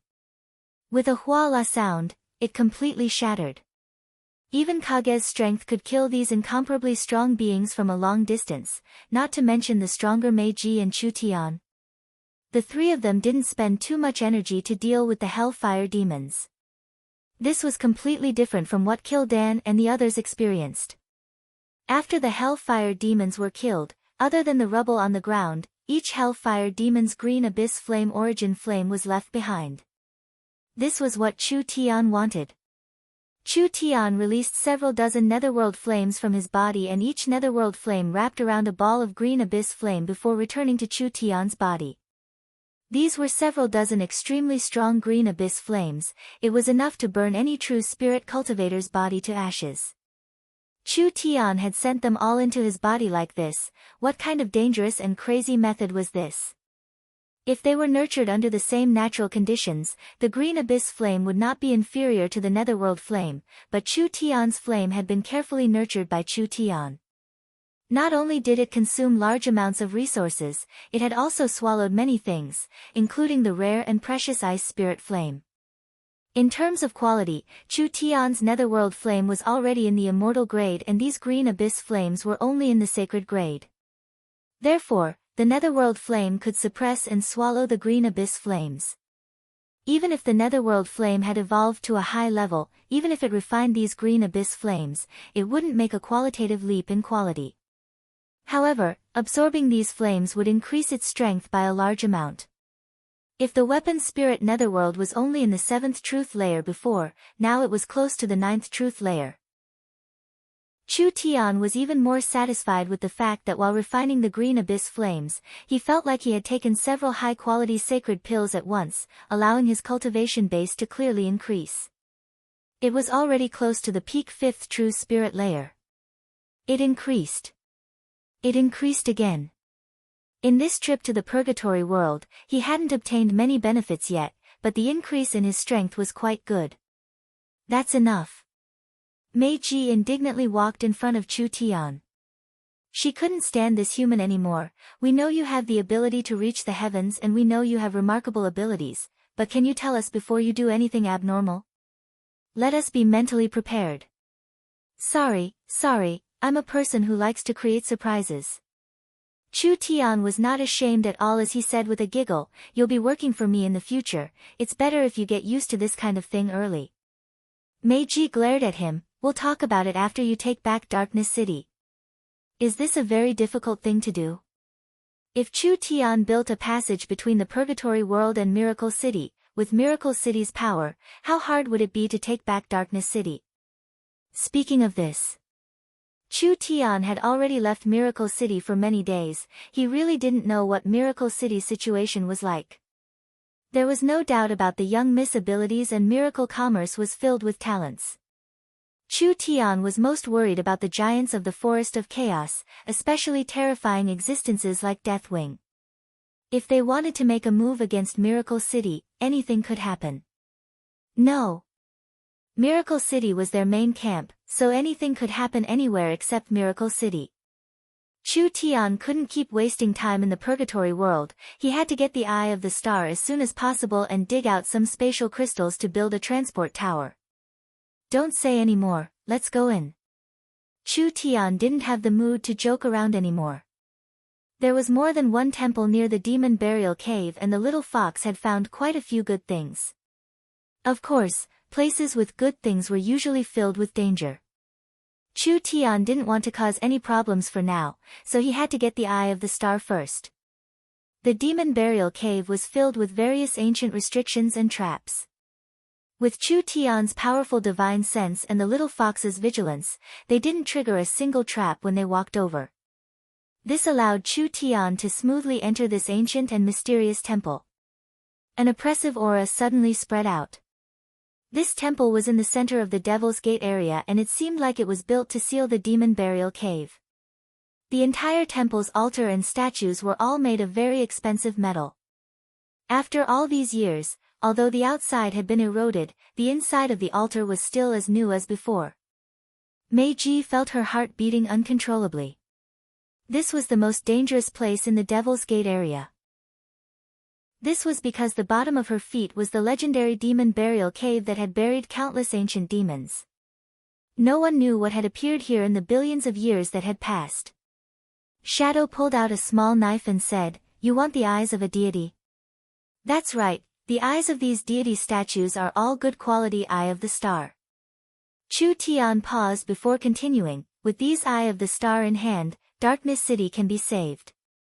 Meiji didn't waste any words. She flapped her wings and flew into the air, preparing to attack a deity statue. Chu Tian found a strange situation, "Be careful." Meiji attacked a deity statue. When she touched the deity statue, what no one would have thought was that the deity statue would release a sound. It was like the sound of metal colliding, clear and bright, like there was nothing wrong with it. However, this sound was like a needle stabbing into a person's brain. Pooh! Shadow directly spat out a mouthful of blood. Meiji's spiritual energy was strong, so she wasn't heavily injured, but she still felt intense pain. She immediately returned to her original spot with a pale face. What is going on? Each deity statue seems to have a very strong restriction placed on it. Chu Tian used his divine sense to inspect the surrounding deity statues. No matter what kind of energy we use to destroy it, the restriction inside the deity statues will automatically activate. It is like a bell being struck, and these deity statues will release a spiritual wave that can kill. If it wasn't for the fact that your attack wasn't too heavy, perhaps you wouldn't have any battle strength left even if you didn't die. Shadow wiped the blood from the corner of his mouth, still feeling dizzy. This strength is too strong. What should we do? There is no truly perfect restriction in this world. Chu Tian's brows slightly knit together. There must be a way to break it. Chapter 548. Chu Tian's divine sense was like a slowly flowing tide, quickly filling the entire space of the temple. The statues in the temple were all made of unknown abyss materials, which could stop Chu Tian's divine sense from entering, so he couldn't see what kind of structure the statues had. Fighting force with force wouldn't work. There had to be a control core in the temple. As long as the energy supply core was cut off or destroyed, the temple would no longer be protected and these statues could be destroyed. Shadow found that there was something strange about the altar, so he immediately called out to Chu Tian, "There seems to be a passage in this altar." Altar? That's right, it had to be the altar. Chu Tian didn't know what race or civilization this temple was built by, but from common sense, the altar was the control center of the temple.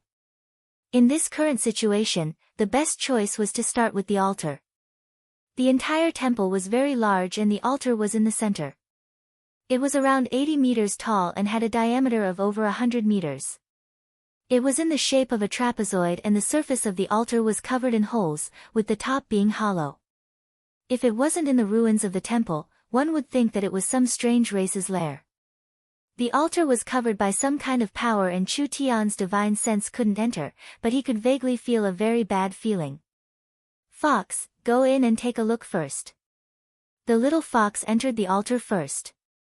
Not only was it alert, it didn't reveal its aura, so it wouldn't attract attention. At the same time, it was quite flexible. In this unknown situation, having the little fox scout was the best choice. In the end, the little fox had entered the altar for less than 30 seconds before it immediately ran out with a panicked expression. It immediately warned Chu Tian to run. What's going on? Chu Tian didn't know what was going on. The temple suddenly shook like there was an earthquake. From the large holes on the surface of the altar, thick tentacles covered in barbs suddenly came out. Each tentacle was dark red, and other than being covered in sharp barbs, there were large amounts of ancient runes and totems carved on them, releasing a powerful energy and aura. One of the tentacles stretched out 1,000 meters, directly attacking Chu Tian's group from inside the altar.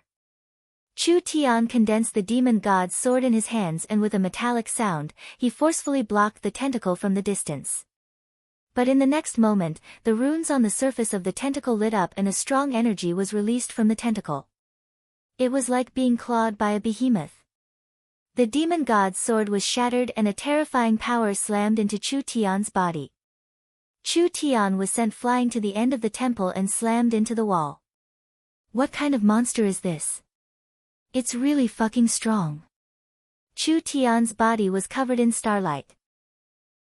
Although he had the starlight immortal body to protect him and wasn't injured, the monster's strong attack power still shocked Chu Tian.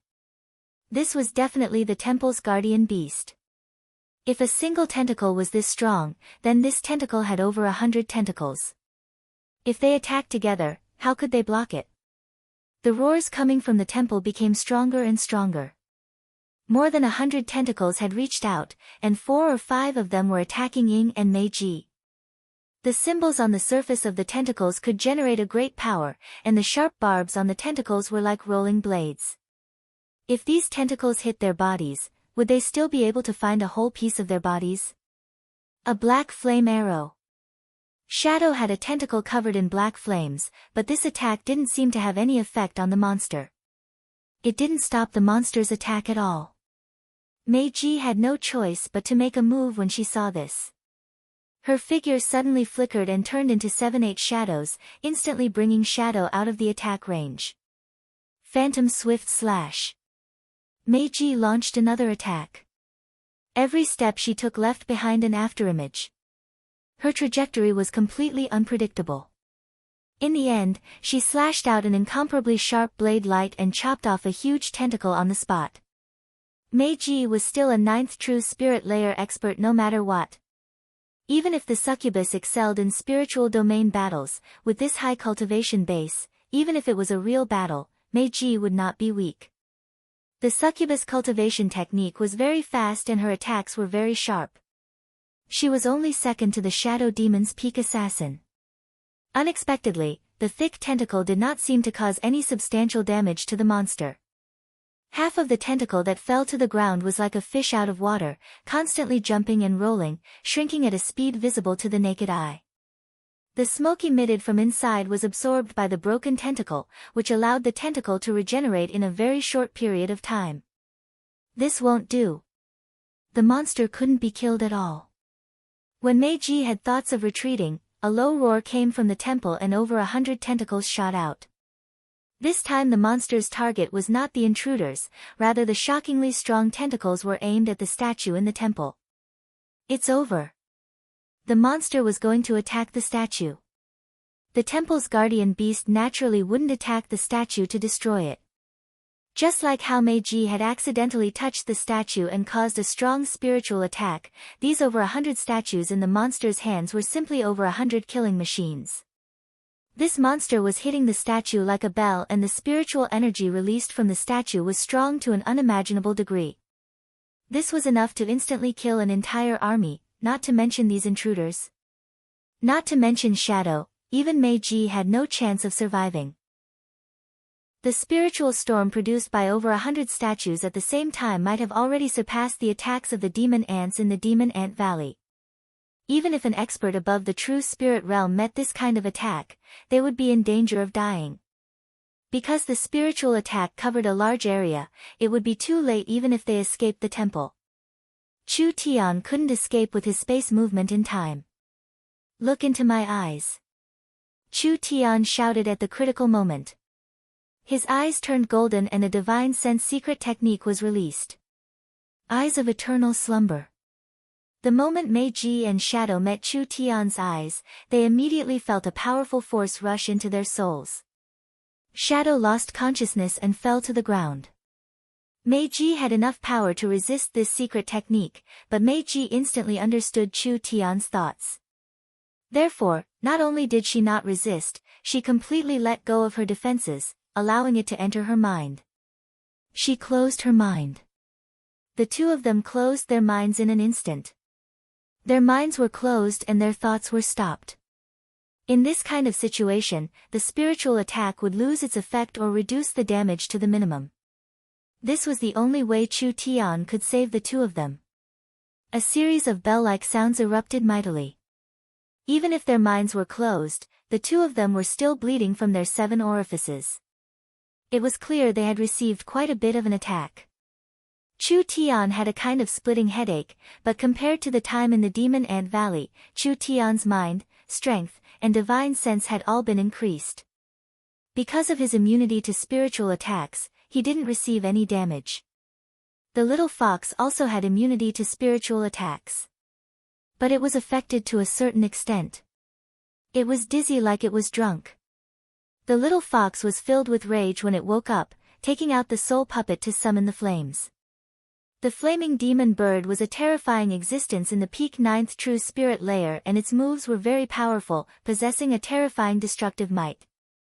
Flames spread out in the direction of the altar, instantly burning several tentacles black. It was no use.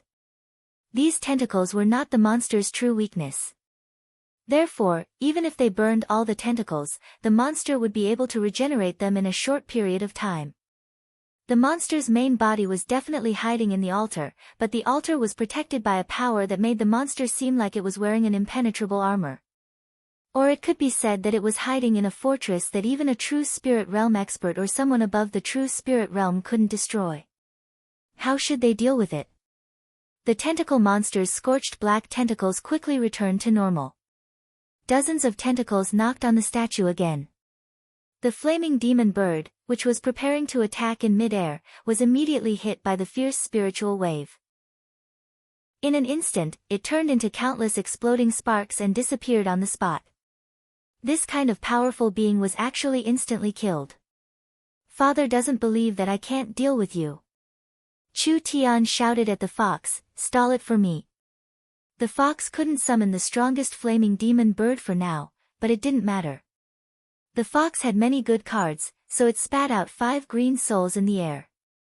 In the end, the 6 green souls turned into flaming meteors that slammed into the altar in 5 different directions. When the hellfire demon fell as a meteor, the destructive might it produced was something even a peak 9th true spirit layer expert couldn't compare to. Therefore, it instantly destroyed most of the tentacles. After the hellfire demon stood up, it surrounded the altar and temporarily attracted the tentacle monster's attention. Good chance. Chu Tian teleported in front of the altar and stepped on a thick tentacle, quickly running into the altar. The tentacle monster quickly felt Chu Tian's intentions. The giant tentacle covered in barbs began to move, just like a meat grinder. Void escaping. Chu Tian used his void escaping and teleportation abilities to avoid being turned into mincemeat several times. Finally he passed through the long passage and arrived at the core of the altar, finally seeing the monster's main body. This was a soft octopus-like creature. This creature's head was streamlined and it had a large green eye. Under the eye was a large mouth filled with white fangs, looking evil and terrifying. It was a typical abyss demon. I've finally seen you. Chu Tian released the divine servants this time, but he didn't have time to attack. The tentacle monster's mouth filled with fangs released a low roar and countless tentacles as thick as an arm quickly shot out from its mouth. Too fast. Chu Tian didn't have time to react. He and the divine servants beside him were instantly tied up, and with lightning speed, they were swallowed alive by this incomparably large monster. Chapter 549. This tentacle monster's strength was very terrifying, even a super expert like Lancelot would find it hard to deal with. It was no wonder the ruins creator had sent it here to guard the temple. After Chu Tian was entangled by the long tentacles, he immediately felt as if the spirit energy in his body was like a flood that had broken through a dam. It was frantically draining away at an extremely fast speed, and in this process, he was also dragged into a bottomless abyss. There was no air. There was no light.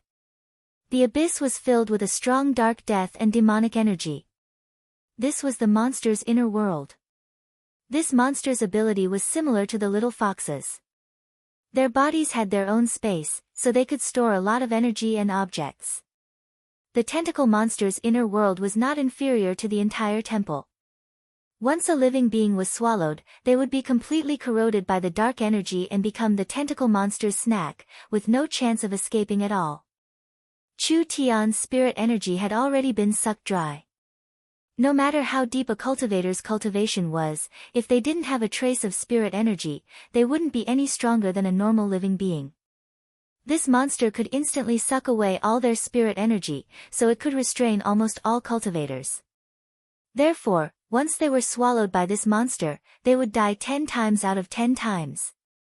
Troublesome, truly troublesome. But daring to provoke Grandpa Chu Tian, no matter how skilled you were, you would still be finished. Chu Tian didn't have a single trace of spirit energy left, but Chu Tian's strength did not just come from his cultivation, it also came from the weapon spirit in his body and his vision domain divine sense. These powers were fundamentally different from spirit energy. Hong! A blue and white flame was released from Chu Tian's body. After the netherworld flame swallowed a large amount of the green abyss flame, it was twice as thick as before. With the large amount of dark energy in the surroundings as fuel, the netherworld flame's area had increased several times in a short period of time. If it continued to expand like this monster's stomach would be filled with netherworld flame and it wouldn't be able to bear the consequences. The tentacle monster could clearly feel that Chu Tian was resisting, so it immediately condensed a new energy in its body. It was like a black ink that filled the surroundings. It actually resisted the netherworld flame and began to corrode it to a certain degree. What a powerful beast! Chu Tian did not panic in the face of this situation. Because of Mingyi opening the way, his spiritual sense could already cover the surroundings. The 18 divine servants returned to Chu Tian's control. It was as if 18 light bulbs had been lit up. It was like 18 suns rising in the dark night. When the netherworld flame burned off the 18 divine servants' tentacles, the divine servants released a golden light from the inside out. They were like 18 meteors flying through the endless darkness, instantly flying out in all directions, slamming into the black energy. Puchi, Puchi. Light pierced through the darkness. The divine servants contained spiritual God's power, and the black energy that could stop the netherworld flame was actually the demonic energy of the tentacle monsters. The spiritual God's power was the nemesis of this demonic energy, therefore the 18 divine servants instantly evaporated 90% of the black energy that the netherworld flame couldn't burn. Boom boom boom. The netherworld flame continued to wreak havoc and there was no obstruction this time. The tentacle monster's body was completely ignited by the netherworld flame. It was like a terrifying furnace that was releasing an unbelievable power. When Meiji woke up in a daze, she found that Chu Tian had already disappeared. The little fox controlled the summoned hell flame to protect them. When he didn't know what had happened. Suddenly, the tentacles of the tentacle monster twitched as if it had been electrocuted. Following that, there was a loud noise and pressure coming from inside the altar. This indestructible altar started to crack from the inside out, and each crack released a blinding light. A large explosion rang out. The entire altar was shattered. The center of the explosion was like the birthplace of the sun. The bluish-white flames formed a rapidly expanding bubble that instantly pushed forward to every corner of the temple. Everything in its path was destroyed. More than 100 godly statues that were originally indestructible were all shattered into powder at this moment. Even if one was standing outside the demon burial treasury, they could still clearly see a giant ball of energy rising up. The energy storm raged for about a quarter of an hour. Finally, when the dust gradually settled, Meiji discovered that the entire temple had been turned into a ruin that couldn't be any more broken.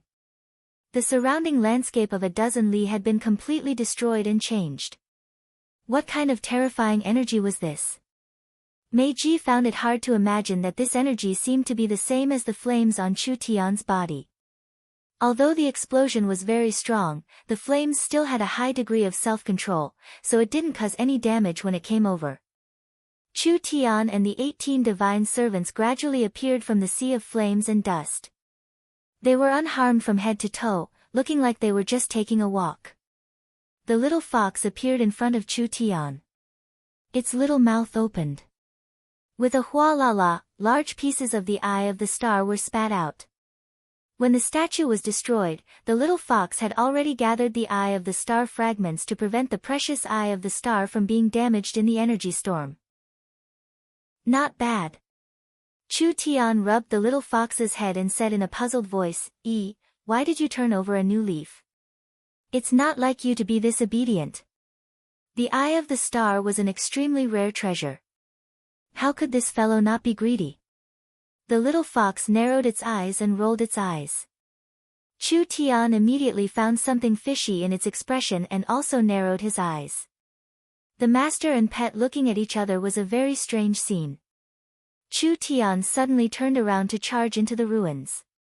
Who would have thought that the little fox would be a step faster and instantly entered the ruins of the altar?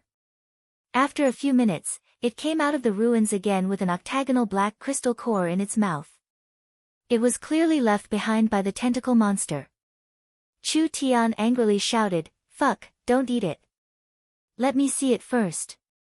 The little fox impolitely swallowed it into its stomach.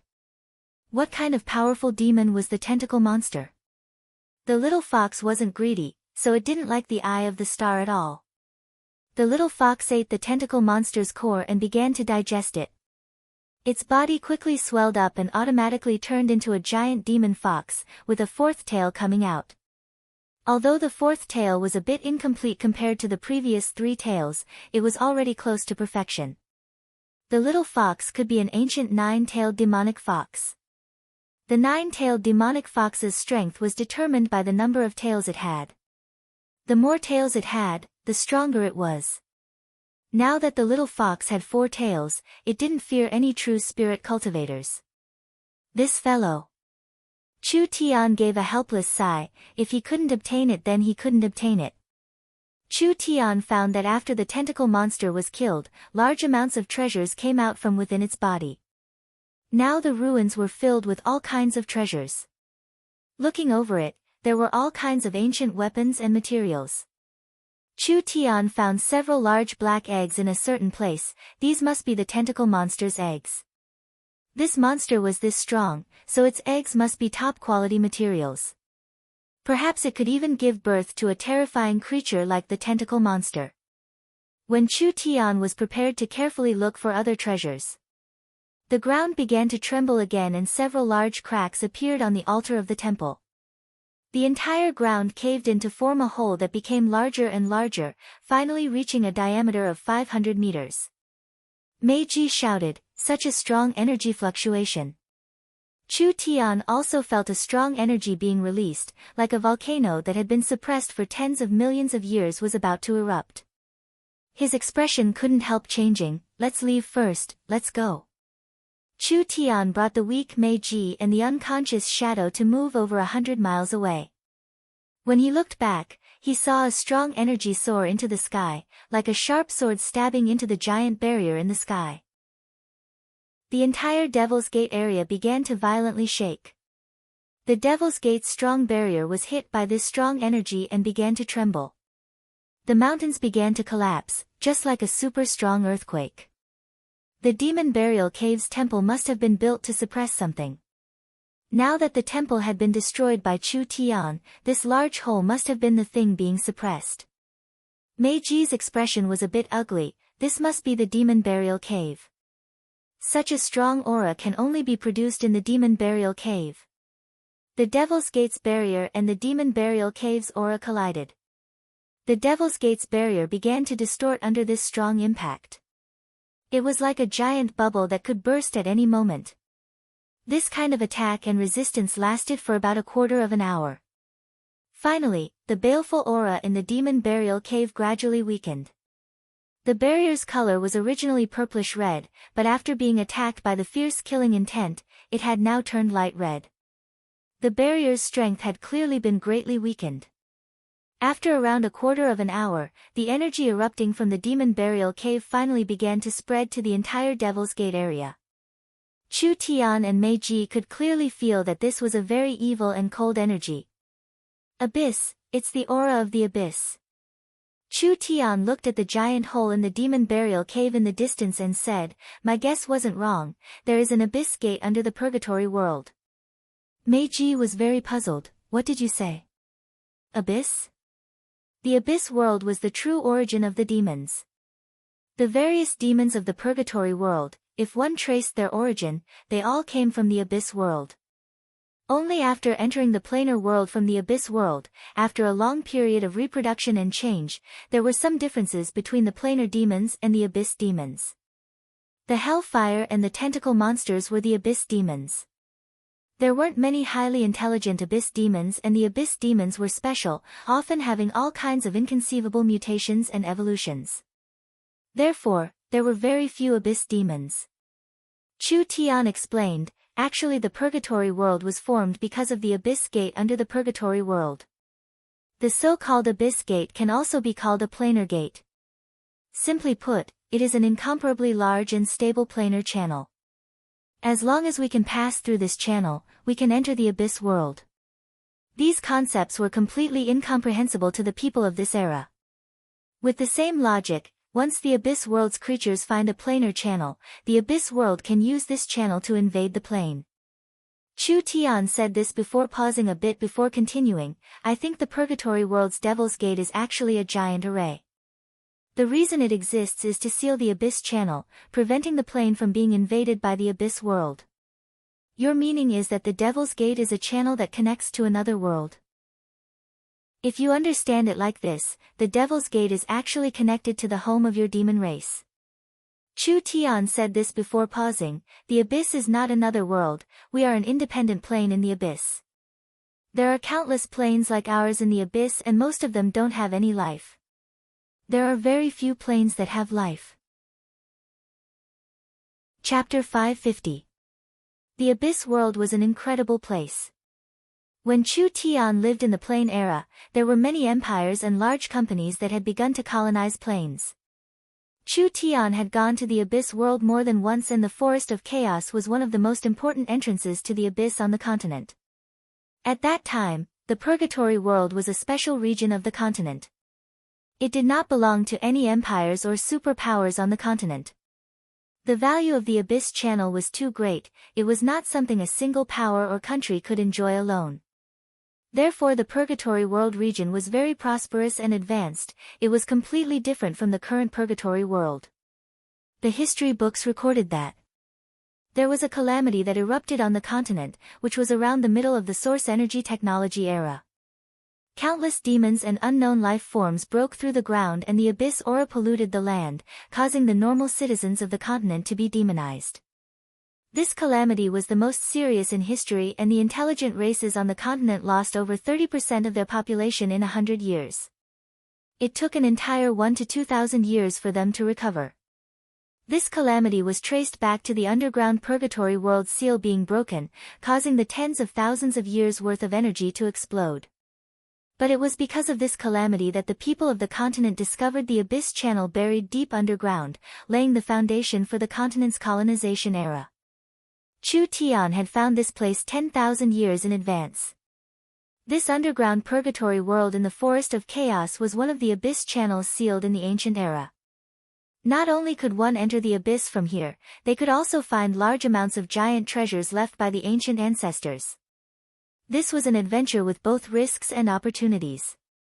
Chu Tian wasn't sure if exploring the abyss channel too early was a blessing or a curse for the continent. After all, the continent's technology was still very low and they didn't have the conditions to explore the abyss at all.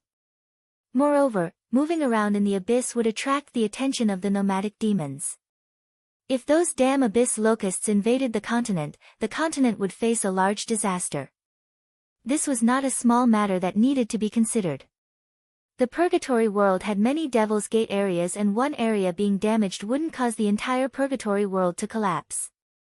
Therefore, The Abyss Gate had not truly opened yet, so Chu Tian had enough time to prepare and consider it. That was because the Demon Burial Cave and the Abyssal Tunnel had been accumulating energy for tens of thousands of years. Although he knew that there were many treasures hidden underground, with Chu Tian's current abilities and strength, he did not have the ability to go down and explore. The evil aura and abyssal energy that have been accumulated in the Demon Burial Cave for tens of thousands of years has already begun to cover this area. In the next few days, this place will become a place of death. We must leave as soon as possible. Because of the energy attacks in the Demon Burial Cave, the Devil's Gate barrier was already very weak, so there was no need to leave from the entrance. Chu Tian used the netherworld flame to burn for a long time, and with the little fox's help, he easily created another exit. The mission seemed to have ended in failure. Because the high-grade immortal herb couldn't be found, Chu Tian didn't have the mind to look for it. One was that the Devil's Gate barrier had been weakened and there would be chances to come in the future, there was no need to wait for the periodic changes. The second was that there was no meaning in finding the high-grade immortal herb now. Chu Tian and Mei Ji met the defeated soldiers that escaped from Darkness City, there were around 4,000–5,000 of them. Mei Ji learned from these people that the city lord had been killed and the Darkness City army had suffered heavy casualties. Most of the Darkness City citizens had chosen to surrender. They couldn't return to Darkness City at all. Mei Ji had gathered so many defeated soldiers along the way, so she had to find a place to hide. Chu Tian suggested, "My tyrant barracks should be able to hold your people." "No, the tyrant barracks is too close to Darkness City. If we return to the tyrant barracks now, it's impossible not to attract attention. Wouldn't we be walking right into a trap?" Chu Tian felt this was reasonable. The only thing they could do now was to build the transport tower and make other plans. Chu Tian arranged for Mei Ji to hide near the spatial mine and had Mei Ji find more of Darkness City's old subordinates. Chu Tian directly passed through the dangerous spatial crack to the spatial mine and used several days to personally mine the spatial crystals, finally successfully building a transport tower. This transport tower was in the center of the spatial mine. Chu Tian was filled with excitement, he had finally finished building the transport tower. He had been gone for an entire half a month, he really didn't know what Miracle City's situation was like. Chu Tian first went out to tell Mei Ji that he was returning to the surface to get reinforcements to take back Darkness City. He didn't care if Mei Ji knew what was going on, Chu Tian directly opened the transport tower to return to Miracle City. There was a flash of light. Chu Tian appeared at Miracle City's transport point and the fresh and natural air filled his face. This was something the sulfuric air of the underground world couldn't compare to. The city manager Zero's emotionless voice came from around him, "Hello Sir City Lord, the Vice City Lord has ordered that as long as I see you return, immediately report the news to her." "May I ask if you need to report to the Vice City Lord?" Chu Tian looked around. Miracle City's transport tower was in the open, but now it was surrounded by a gorgeous hall. Miracle City had actually built a transport hall for the city in such a short period of time, it could be imagined how efficient they were. Meng Qinggu saw that Chu Tian hadn't returned for many days and she was very worried about Chu Tian. Therefore, she had Zero immediately report any news of Hinata to her. Zero was the highest level smart brain in the city. Chu Tian's authority in the city was higher than Meng Qinggu's, therefore Zero didn't directly report the news to Meng Qinggu. He needed to ask for Chu Tian's permission first. "Tell the young miss that I'll immediately go see her." "Understood, Sir City Lord." Zero's voice disappeared. The matter that Chu Tian was worried about didn't happen. Miracle City was very peaceful for over half a month. When Chu Tian walked out of the transport hall, he was stunned by the scene in front of him. Miracle City had changed too much in less than a month. Various large buildings rose from the ground and the population had clearly increased. What surprised Chu Tian the most was the change in transportation. Miracle Commerce's most common transportation was the airship, and there were currently countless airships floating in the sky above Miracle City. These airships were roughly the same shape as before, but the structure had been greatly improved, especially the large number of mechanical structures on the lower half of the airships. There was even a set of engine equipment installed on the left and right side of the airships, from which light blue flames shot out to produce a strong propulsion force, allowing the originally slow airships to have considerable mobility and speed. Other than the changes in the airships, there were many transportation tools that Miracle City had never seen before. Chu Tian, Chu Tian. Chu Tian heard a familiar and clear shout from far away. Meng Yingying was riding a strange flying bike at Chu Tian. This transportation tool had 2 wheels that could run on the ground, and there were 2 metal wings on the left and right. There was a floating source energy array on it, as well as an engine that released light blue flames, giving this bike the ability to fly in the air. Meng Yingying was holding the flying bike with both hands. She was wearing a pair of cute goggles and her ponytail danced in the air. She made a beautiful turn and stopped in front of Chu Tian. She used her hand to wipe the messy bangs on her forehead and jumped off the bike. She put her hands on her hips and shouted, "You still know to come back? I heard my elder sister say that you ran underground. What is there to see down there?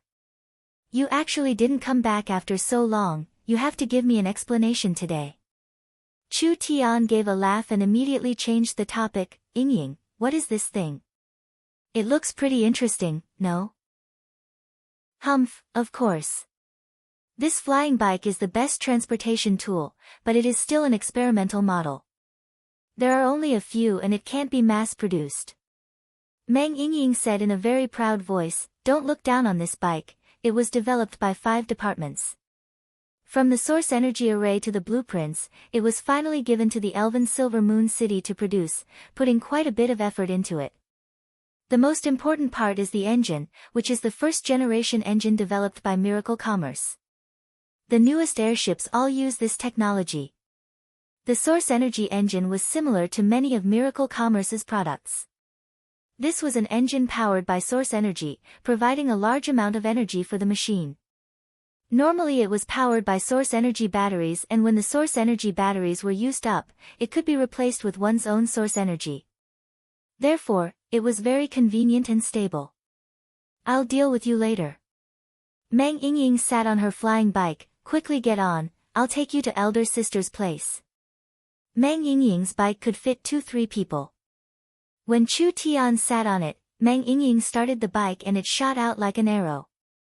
This kind of speed was something normal people couldn't handle, but it wasn't anything for cultivators with high cultivation bases. According to Miracle Commerce's Yunsek's test, Miracle Commerce's first-generation engine could theoretically reach supersonic speeds. This kind of engine could not only be used on airships and bicycles, it could also be used in factories to provide energy. Because of the special ability of the variable speed engine, it could even be used on weapons like missiles. Meng Yingying said that there were already many companies established in the Elven race. There was a company called the Eternal Forest Elven System Company that was very famous. This company had over 300 skilled employees who were all learning the Matrix language developed by the Yun sect and were currently working on the system programming. This company had upgraded Miracle City's cell phones with a new system and was currently working on a personal non-smart device operating system, even a weapon control system. The Matrix language was a very useful modern programming language that could be used to send commands to source energy matrices. "Do you see the operating interface of this bike?" Meng Yingying pointed at the rows of buttons and displays on the flying bike. This flying bike's operating system was developed by this company and was bought by our Miracle Commerce for 5,000 source stones. This is just one of their products. Chu Tian was secretly speechless. "It's this powerful?" "Of course. Other than Miracle Commerce itself, the most professional company right now is this Elven company. We have more and more equipment and we need to build microsystems, so Miracle Commerce is too busy at all. Now that there are Elven elites starting businesses, it saves us quite a bit of effort." Meng Yingying gave a sly smile and said, "This company's largest shareholder is Vivian and the second largest shareholder is this Miss. We've taken a loan of 50,000 source stones from the Elven Bank and are one of the most important companies in the Eternal Forest." Chu Tian thought that the elves were a pedantic race. He never thought that the elves' creativity would surpass his imagination. From developing a system to making the elven cell phone, the elves seemed to treat this work as a new art. The elves pursued perfection and constantly improving characteristics, which made their products very competitive. The elven bank hadn't even been established for a month. The elven reform hadn't even been a month. The elves already had 62 companies and countless large and small factories. There were hundreds of elven products that were already on the Miracle shopping center, being sold to the 3 northern countries and the surrounding countries, bringing a steady stream of wealth to the elves. Chapter 551. Miracle City and the elves had entered a honeymoon period, so their cooperation became closer and closer. With the full support of Miracle Commerce, they had completed many things that they didn't even dare think about before. The Elven Council's performance was very weak. On one hand, there was the strong will of the people that the elves couldn't ignore, but on the other hand, the elves didn't go against their ancestors' teachings. Establishing a company or factories, the elves did everything in the forest. The elves didn't need to personally walk the continent, they could directly sell their products in the Miracle shopping center or work with Miracle City. The elves didn't need to travel the continent, it was in line with the elves' principle of seclusion. Now they felt the situation was very good, there were endless opportunities for every industry. The elves had large abilities and resources, but because there were too many choices, they couldn't take care of everything in a short period of time. They could only choose a few fields with large potential to work in. The Elven King Lancelot was a leader with great foresight. After observing Miracle Commerce and Miracle City's situation for a long time, he finally came up with a core and 2 important development plans. One core was the most advantageous financial industry. The Elven Bank would play an important role in the development. Not only was the Elven Bank popular among the elves, it was even developing in the forest cities and underground cities outside of the Elven territory. With the elves' strong strength and credibility, the Elven Bank would be able to develop in the Forest of Chaos without any problems. The 2 important areas were both hard and soft. The soft was the production of the operating system and the hard was the production of the microprocessors. The Eternal Forest kept sending people to Miracle City to study, allowing them to grasp the Matrix programming skills. The Elven Systems Research Company was already the fastest and strongest company outside of Miracle City. The large Elven cities invested large amounts of money into the microprocessor research factory, making chips for all kinds of equipment in the future. This was also the only power other than Miracle Commerce that was researching matrices. The loans for these 2 areas had already surpassed 100,000 source stones. Lancelot's ambition and boldness was something Chu Tian never thought of. Other than that, the elves were very enthusiastic about entrepreneurship, but most of the private companies were in the production of films and music. The concerts they produced were recorded and sold everywhere and the outstanding films they produced were shown in Miracle Commerce's theaters. Not only did this bring income and wealth to the elves, but it also allowed the elven culture to spread and influence more races. The foreign trade of the elves had also gradually opened up. With the current development situation, the tea and artwork produced by the elves had been greatly welcomed by the nobles of various countries. Now, it had become a symbol of status and taste of the upper class. Thus, it was greatly sought after. This time, the changes were great and the reforms were thorough. Every day, there was a new atmosphere. The resurgence of the elves was in sight, and they could already see the first signs of their rise. The elves had contributed greatly to the development of Miracle Commerce. Meng Qingguo had even sold some of the company's confidential technology to the elves. However, as a condition, all of the elves' factories, including the System Research and Development and Matrix Research factories, had shares from the upper echelons of Miracle Commerce. This was to ensure the benefits of Miracle Commerce. Meng Yingying rode the flying bike around Miracle City. He wanted to let Chu Tian see the changes that happened to Miracle City during this time. Miracle City already had a standard city plan. Industrial production, living, entertainment, and commercial activities were separated in an orderly manner. The citizen system that Meng Qingguo was in charge of had already been completed. Each Miracle City citizen had their own legal identity and their information was stored in Miracle City's database, which made it hard for outsiders to infiltrate them. Miracle City's city defense system was already very complete. The outer layer of defense was the most basic defense, and Miracle City planned to build 500 missile silos in the surrounding mountains for long-range missile attacks. Other advanced weapons were also being put into practice. The ancient tree of life was now over 300 meters tall, standing in the garden in the center of Miracle City like a towering ancient tree. The ancient tree of life's energy was gradually awakening. Not only did it make Miracle City more fertile, the ancient tree of life's energy also gave Miracle City more protection. Cenarius was closely connected to the ancient tree of life, and this Treant leader's strength was increasing day by day.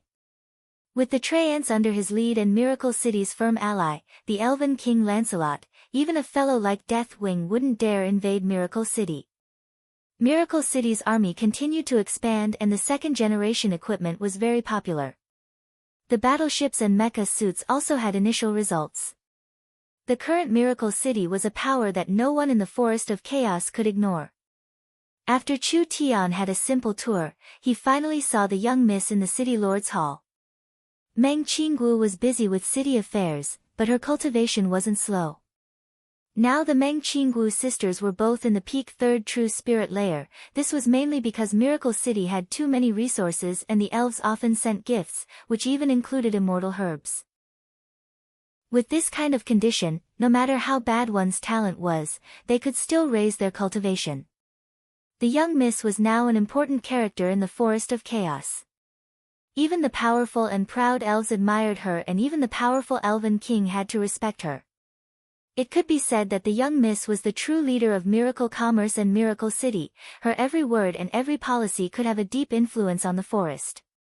This kind of large character was still the same as when they first met, wearing a simple white robe. She was dignified and beautiful, without any arrogance at all. That mature, noble, and capable temperament made anyone's heart move. Chu Tian was afraid that the eldest miss would reprimand him again. He didn't expect that he would be gone for so long, so he immediately took the initiative and loudly said, "The true elemental Dan that eldest miss prepared for me is really too damn useful. This time, I was able to set up an extraordinary merit in the underground world, and eldest miss has at least half of the credit. I've already eaten all of these pills, so prepare several hundred more for me just in case I need them. Use them all. Do you know how high the cost of the true spirit pill is? Miracle Commerce doesn't lack source stones at all. What is there to be afraid of?" The young Miss Meng Qinggu was filled with anger as she glared at Chu Tian and asked, "Aren't you prepared to explain where you've been fooling around these past few days? We've tried contacting you several hundred times, but we couldn't contact you." "That's right." Meng Yingying also fiercely asked, "When I was sent to the Elven territory to work, I couldn't get through to your cell phone. What is going on? You have to give me an explanation today." "Two young misses, please calm down. I didn't want to be like this. Who told me to enter the purgatory world several thousand miles underground? Our current communication technology can't penetrate this thick layer of rock, so naturally you can't contact me." The two sisters revealed looks of shock and confusion. Several thousand miles underground? What kind of joke was this? Don't be anxious, don't be anxious. Listen to me slowly. Chu Tian told them everything he experienced in the purgatory world. That's the general situation. Meng Yingying never thought that Chu Tian would experience this kind of incredible adventure. Under our ground, there is actually such a large space, and there are over 10 billion underground races living? This is too incredible. Meng Qinggu knew that Chu Tian wouldn't lie to her, so she said with knit brows, "There are several underground worlds deep underground. This is a large threat to Miracle City." "Why does the young miss say this?" "I've already investigated the matter of you and Yingying being assassinated in Miracle City. Wasn't this matter very hard to investigate?" The young miss actually had a clue. This meant that the young miss was very concerned about the assassination of Chu Tian and Meng Yingying, which was why she took out large amounts of time to investigate this matter. "We have eliminated the Savage Highlands, the Giants Mountain Range, and the Dragon's Ridge as the masterminds. If it wasn't them, then who could it be? I think the biggest suspect behind the scenes is the underground spirit insects, which is the people sent by the Spider Queen that our miracle commerce has had several conflicts with. People from the subterranean world. Meng Qinggu continued to say, the Spider Queen and the spirit insects have always been interested in the surface.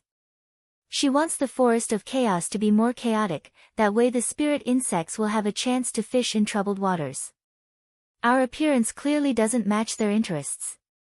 So it was like this. They deliberately found a few dark elves and spirit beasts to make a move. Perhaps they wanted to shift the blame to the Dragon's Ridge and the Savage Highlands, or perhaps they wanted to sow discord between these large powers. In short, normal people wouldn't suspect them. It really was a good plan. Wouldn't they be wrongly accusing Death Wing and Burst Claw? Right now most of Miracle Commerce's firearms were sold in their area, with the majority being sold to their enemies. Perhaps it would make them miserable. But Chu Tian didn't think he did anything wrong. Even if they didn't assassinate him, these fellows didn't have any good intentions towards Miracle Commerce. Chu Tian didn't care this much. The purgatory world is very important to us. As long as we can control the purgatory world, we can control the Abyss Gate. This will be the foundation for our future Abyss expansion. Meng Yingying was secretly speechless. Abyss expansion? This was just too exaggerated. Meng Yingying had learned quite a bit from Chu Tian in this period of time, so she had a bit of understanding of the Abyss world. Miracle Commerce wasn't considered a peak power on the continent, but Chu Tian was actually planning on expanding into the Abyss world. This fellow's steps were just too big. Meng Qinggu didn't comment on this, but she was still very interested in the purgatory world. After all, it was a deep underground world and there were many resources that couldn't be found on the surface that could be easily found in the purgatory world. Therefore, having a place in the purgatory world was of great strategic value to Miracle Commerce. We have enough weapons, I think it should be enough to deal with a purgatory city. No, it's not that simple.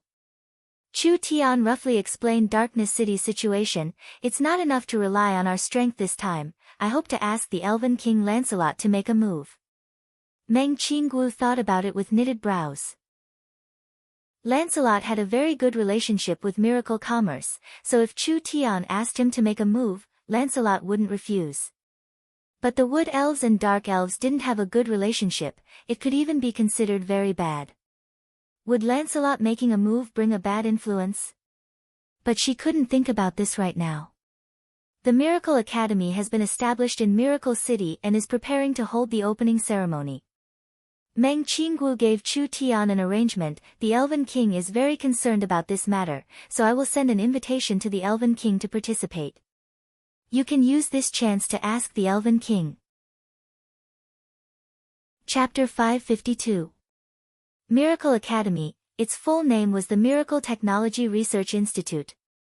This was a comprehensive institute created by Miracle Commerce in Miracle City, which contained rich resources including Qilin Hall, the Yun Sect, the Spiritual Library, and etc. The Miracle Academy opened up several professions after it was created, which could be divided into two main categories.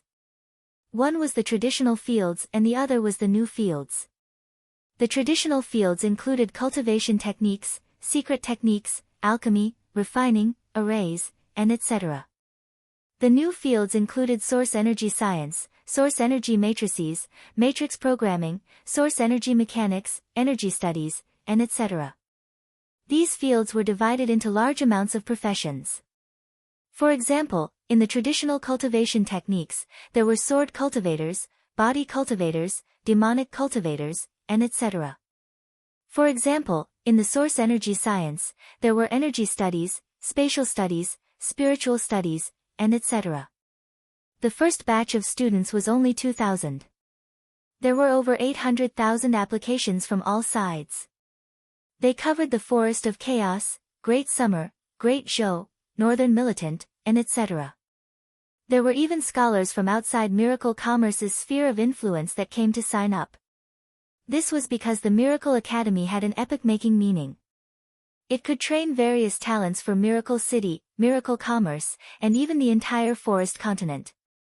800,000 people signing up for 2,000 students. What kind of intense competition was this? Every person that was chosen was an outstanding person and a lucky person. The Miracle Academy's plan was to recruit a batch of students every half a year. Once the students entered the academy, they would study for 5 years. After studying for 5 years and obtaining at least one professional degree, they would be able to obtain a graduation certificate from Miracle City and officially join Miracle Commerce, or they could go work elsewhere. Whether they stayed or left, as long as they graduated from the Miracle Academy, they would become a top talent in their field. Today was destined to be an extraordinary day. The Miracle Academy's opening ceremony was held today. The students that were recruited from all over were sent to Miracle City from different areas.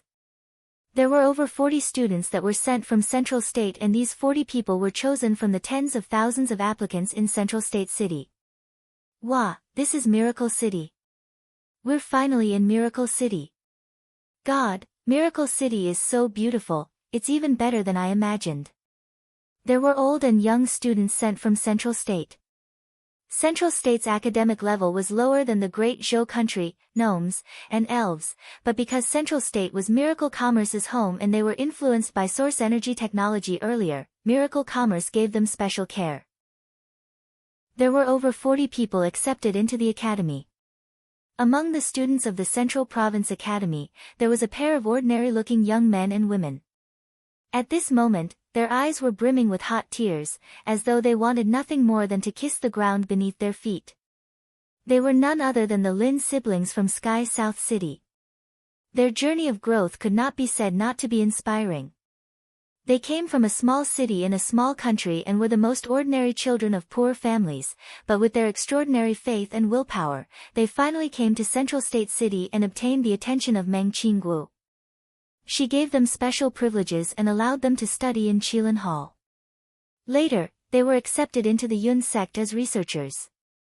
A month ago, when Meng Qingguo announced Miracle Academy's student recruitment plan, the Lin siblings immediately signed up. Even though their strength was average, but with their solid knowledge of source energy technology, they were able to pass through the selection of 1 in 1,000. Miracle City. Miracle Commerce's headquarters. The two siblings came to Miracle City with the mentality of pilgrims. Although they had been researchers in the Yun sect for a while, because their level was too low, they could only participate in some low-level projects, so naturally they didn't have much savings. Miracle Academy's tuition was very high, they wouldn't be able to pay for it even if they worked for 100 years. This was understandable. Whether it was the resources or technology invested in Miracle Academy, it wasn't small. There were many technologies that were top secret to Miracle Commerce, therefore the tuition was very expensive. Even after entering the academy, if they wanted to learn some special knowledge, they would have to pay a large fee. If they had a large background, they might be able to pay for this. But for most students, they didn't have a background and didn't have enough savings, so what could they do? Miracle Commerce specially created student loans, so each student could apply for a loan to pay for their tuition. The students could use the various projects they participated in to pay it back, or they could slowly pay it back by joining Miracle Commerce after they finished their studies. In short, Miracle Academy was a free school, but it was also a demanding and expensive school. Every person that came here was filled with opportunities. Lin Xian found several elves beside her and she excitedly pulled her brother to the side. Look, it's the elves. Miracle City had all kinds of races, which made the two sisters very surprised. A few elven girls in the academy's uniforms smiled at the siblings. Are you two here to study as well? We are elves from the Silver Moon Forest, we mainly study mechanics. This is a sister from the Eternal Forest, she wants to study the Matrix language and specialize in programming. What about you? We come from the Great Summer Country's Central State City's Yun Sect Research Facility. Lin Fan was a bit shy facing the beautiful and noble elves. We are here to study source energy science. An elf cried out in surprise, Wah, you're from the Yun Sect. The other elf's expression also changed. We've heard that the Yun Sect is very strong. The Super Source Energy Matrix computer was invented by the Yun Sect. My dream is to write a system for the supercomputer using the matrix language. Lin Xian and Lin Fan were a bit embarrassed. Although they were from the Yun sect, their skill level wasn't high. We'll be friends in the future, let's all work hard together. The elves were very friendly and sincere, making the Lin siblings feel very flattered. At this time, students from all over arrived.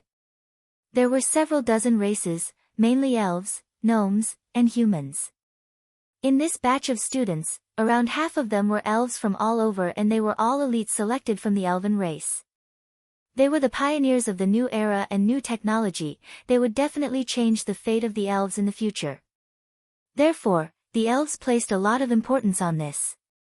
The elven king Lancelot, a few council members, and the city lords were all present. Chairman Chu Tian and Meng Qingguo. The Lin siblings saw their idol again and their blood began to boil. Didn't they follow Chu Tian's footsteps to where they were today? The Heavens Alliance was becoming stronger and stronger. The Lin siblings decided to develop this alliance in the academy. This was no longer a kind of worship, it was a kind of spirit, a kind of belief. The Miracle Academy students had all arrived. They were all wearing the same uniform and were standing in the academy. The opening ceremony had officially begun. Miracle Commerce's chairman, Miracle City's city lord Meng Qingguo personally came on stage to give a speech. Other than some pleasantries, she announced the rules of Miracle Academy as well as the hope Miracle Commerce had for the academy. Finally, she announced the personnel appointments. Chu Tian became the principal. The druid prophet Yoda and the gnome great elder Clark, these two knowledgeable people became the vice principals. The elven king Lancelot became the honorary principal to show his support for the elves. Miracle Academy was now officially established. After the opening ceremony, Chu Tian found Lancelot. He was prepared to tell him about the matter and have Lancelot go to the purgatory world to help. Then, an unexpected situation occurred. This is bad. Nangong has been captured by the Dragon Lord Deathwing in the Dragon's Ridge. We've already lost contact with elder sister Nangong. Meng Yingying anxiously came to find Chu Tian. After the Dragon Lord locked Nangong in Dragon City, he sent an envoy to Miracle City. He wants us to go to Dragon City and give an explanation, otherwise he will kill elder sister Nangong. What should we do? Chu Tian's expression fell. What? There was actually something like this. Nangong Yun had been active around the Savage Highlands and Dragon's Ridge, selling large amounts of weapons to the rebel forces in these two areas. Most likely the Dragon Lord and the Beast King were under pressure. This was a very dangerous job in itself. Miracle City had prepared enough scrolls for Nangong Yun, but if Deathwing personally went to capture her, she wouldn't even have a chance to use the scrolls. Our Miracle City is no longer the same as before. Nangong Yun is a high-level member and has a very high position in Miracle City. Even if the Dragon Lord captures her, he won't do anything to her. Meng Qingguo said to Chu Tian, how about I go to Dragon City, you still have the Purgatory World mission. Chu Tian shook his head. Darkness City was not anxious. Because compared to Darkness City, saving Nangong Yun was more important. Deathwing's influence in the Forest of Chaos was enough to compete with the Eternal Forest, so it could be imagined how strong his influence was. There was no guarantee that something would happen to Nangong Yun in Deathwing's hands. Nangong Yun isn't as irreplaceable as Vice City Lord Meng Qingguo. If Deathwing kills her, it won't cause any damage to Miracle City, rather it will make him Miracle City's enemy. This is not a good method. Lancelot walked over. Chu Tian was a bit stunned. Your Majesty, the Elven King, this is. With my understanding of Deathwing, he wouldn't do such a stupid thing. He just wants to capture a hostage this time and force you to go to Dragon City to negotiate. Lancelot said this, I'll go to Dragon City with you. What? Chu Tian was a bit surprised by Lancelot's actions. The Elven King is also going to Dragon City. The Eternal Forest and Dragon's Ridge have been enemies for many years. Enemies can be resolved. The Elven King slowly said, the elves are tired of fighting and fighting. With such a good environment, why do we need to fight to the death for the Forest of Chaos territory? I hope that we can take this opportunity to have an open and honest discussion, and stop scheming against each other. Good. With the Elven King going, Chu Tian was filled with confidence. Dragon City, the richest city in the Forest of Chaos. Chu Tian wanted to see just how rich it was. Chapter 553. The Dragon's Ridge had Nangong Yun's secret transport point, and Miracle City's transport tower was connected to the Dragon's Ridge. The Dragon's Ridge was the largest mountain range in the Forest of Chaos, spanning over 100,000 miles. The entire Dragon's Ridge contained over 300 kinds of rare minerals and over 20 cities. The only master of this place was the powerful Dragon Lord. No matter how many legends there were in the forest, only by standing in front of the Dragon City would people understand just how grand the city was. The Dragon City was built in the center of the Dragon's Ridge, with golden buildings as the main color. It faced a vast bay and was backed by a majestic mountain range. The forest city was very large and lacked planning. The Dragon City in front of Chu Tian was completely different. The Dragon City in front of him was not inferior to Miracle City, and the density of the buildings was very high, comparable to a human city. There were giant towers that were over 300 meters tall, and they were all made of obsidian bricks with intricate patterns carved into them. There was a dragon living in each tower, and the weakest dragon was in the peak 9th true spirit layer. The colorful clouds of energy and the dense heaven and earth spiritual energy seemed like they could soar at any moment. Dragon City was so big, and the majority of the buildings were useless decorations, or it could be said that they were pure works of art. All kinds of legendary powerful metals and gems were casually used here like cheap stones to build walls, showing off the Dragon Lord's shocking wealth. The ground was covered with gems and the walls were made of crystal stones. It was extremely luxurious, just like a dream city. If one had to find the most expensive building in the Dragon City, it had to be the Dragon Palace in the center. The Dragon Palace was 400 to 500 meters tall. In front of it, humans were as insignificant as a speck of dust. Such a palace itself was a magnificent and majestic project that could accommodate hundreds of thousands of people. Not to mention that the materials used to build the Dragon Palace were not ordinary. They were sparkling and moist, like jade and crystal. They seemed to be flawless, and one could see very deep into it. However, if one looked closely, they would not be able to see anything. Only each piece had different colored lights moving around without any pattern. It was like a group of fish playing around, but it was filled with a powerful vitality. It was a whole that was filled with beauty and majesty. The Crystal Dragon Palace was the Dragon Lord's palace. Any piece of this giant palace was enough for a normal person to live a carefree life. This damn newly rich giant dragon, he really spared no effort in showing off his wealth. It made Chu Tian a bit jealous seeing this. In the hall of the Dragon Palace, every jade pillar was more than 300 meters high. On both sides of the hall were piles of rare treasures. There was no need to light up the hall at all. The light from the jewels could illuminate everything inside. A huge throne carved out of natural crystal stood at the front. It was not an ordinary throne because it was dozens of meters high. In the eyes of ordinary people, it was a skyscraper. The black dragon's body, which was dozens of meters long, was lying on the throne in a very casual and lazy posture. With a slight movement of its body, the surrounding jewels tumbled to the ground like a landslide and flooded the surrounding area like a flood. Lancelot, I don't remember inviting you. The Dragon Lord stretched out his neck, and a pair of long and narrow eyes filled with deterrence were staring right at the Elven King Lancelot, as if he was very dissatisfied with the Elven King coming without an invitation. Lancelot gave a casual smile. You should know that Chu Tian is the Eternal Forest's most important partner. The elves have to ensure his safety. I never thought that Thunder's Fury and Burst Claw would also be here. This is truly too coincidental. Two more figures appeared in the Crystal Dragon Palace. It wasn't anyone else, it was the famous Titan Thunder's Fury and the infamous Golden Behemoth Burst Claw. The two of them used a secret technique to shrink their bodies, but that incomparably strong aura was something that no one could ignore. Elves, mind your own business. Burst Claw took a step forward. Although he didn't make any movements, the invisible pressure from his aura instantly pushed down several mountains of treasures in the palace. Even you shouldn't think of protecting this human bug today. The Dragon Lord's crystal throne was incredibly dazzling, and the black dragon's massive body slowly sat up as a wave of dragons might spread out in all directions. The sound of glass shattering could be heard all around them, and it was the sound of precious treasures being unable to withstand the might of so many experts. In the end, they were shattered into pieces. Chu Tian was submerged by the sea of pressure.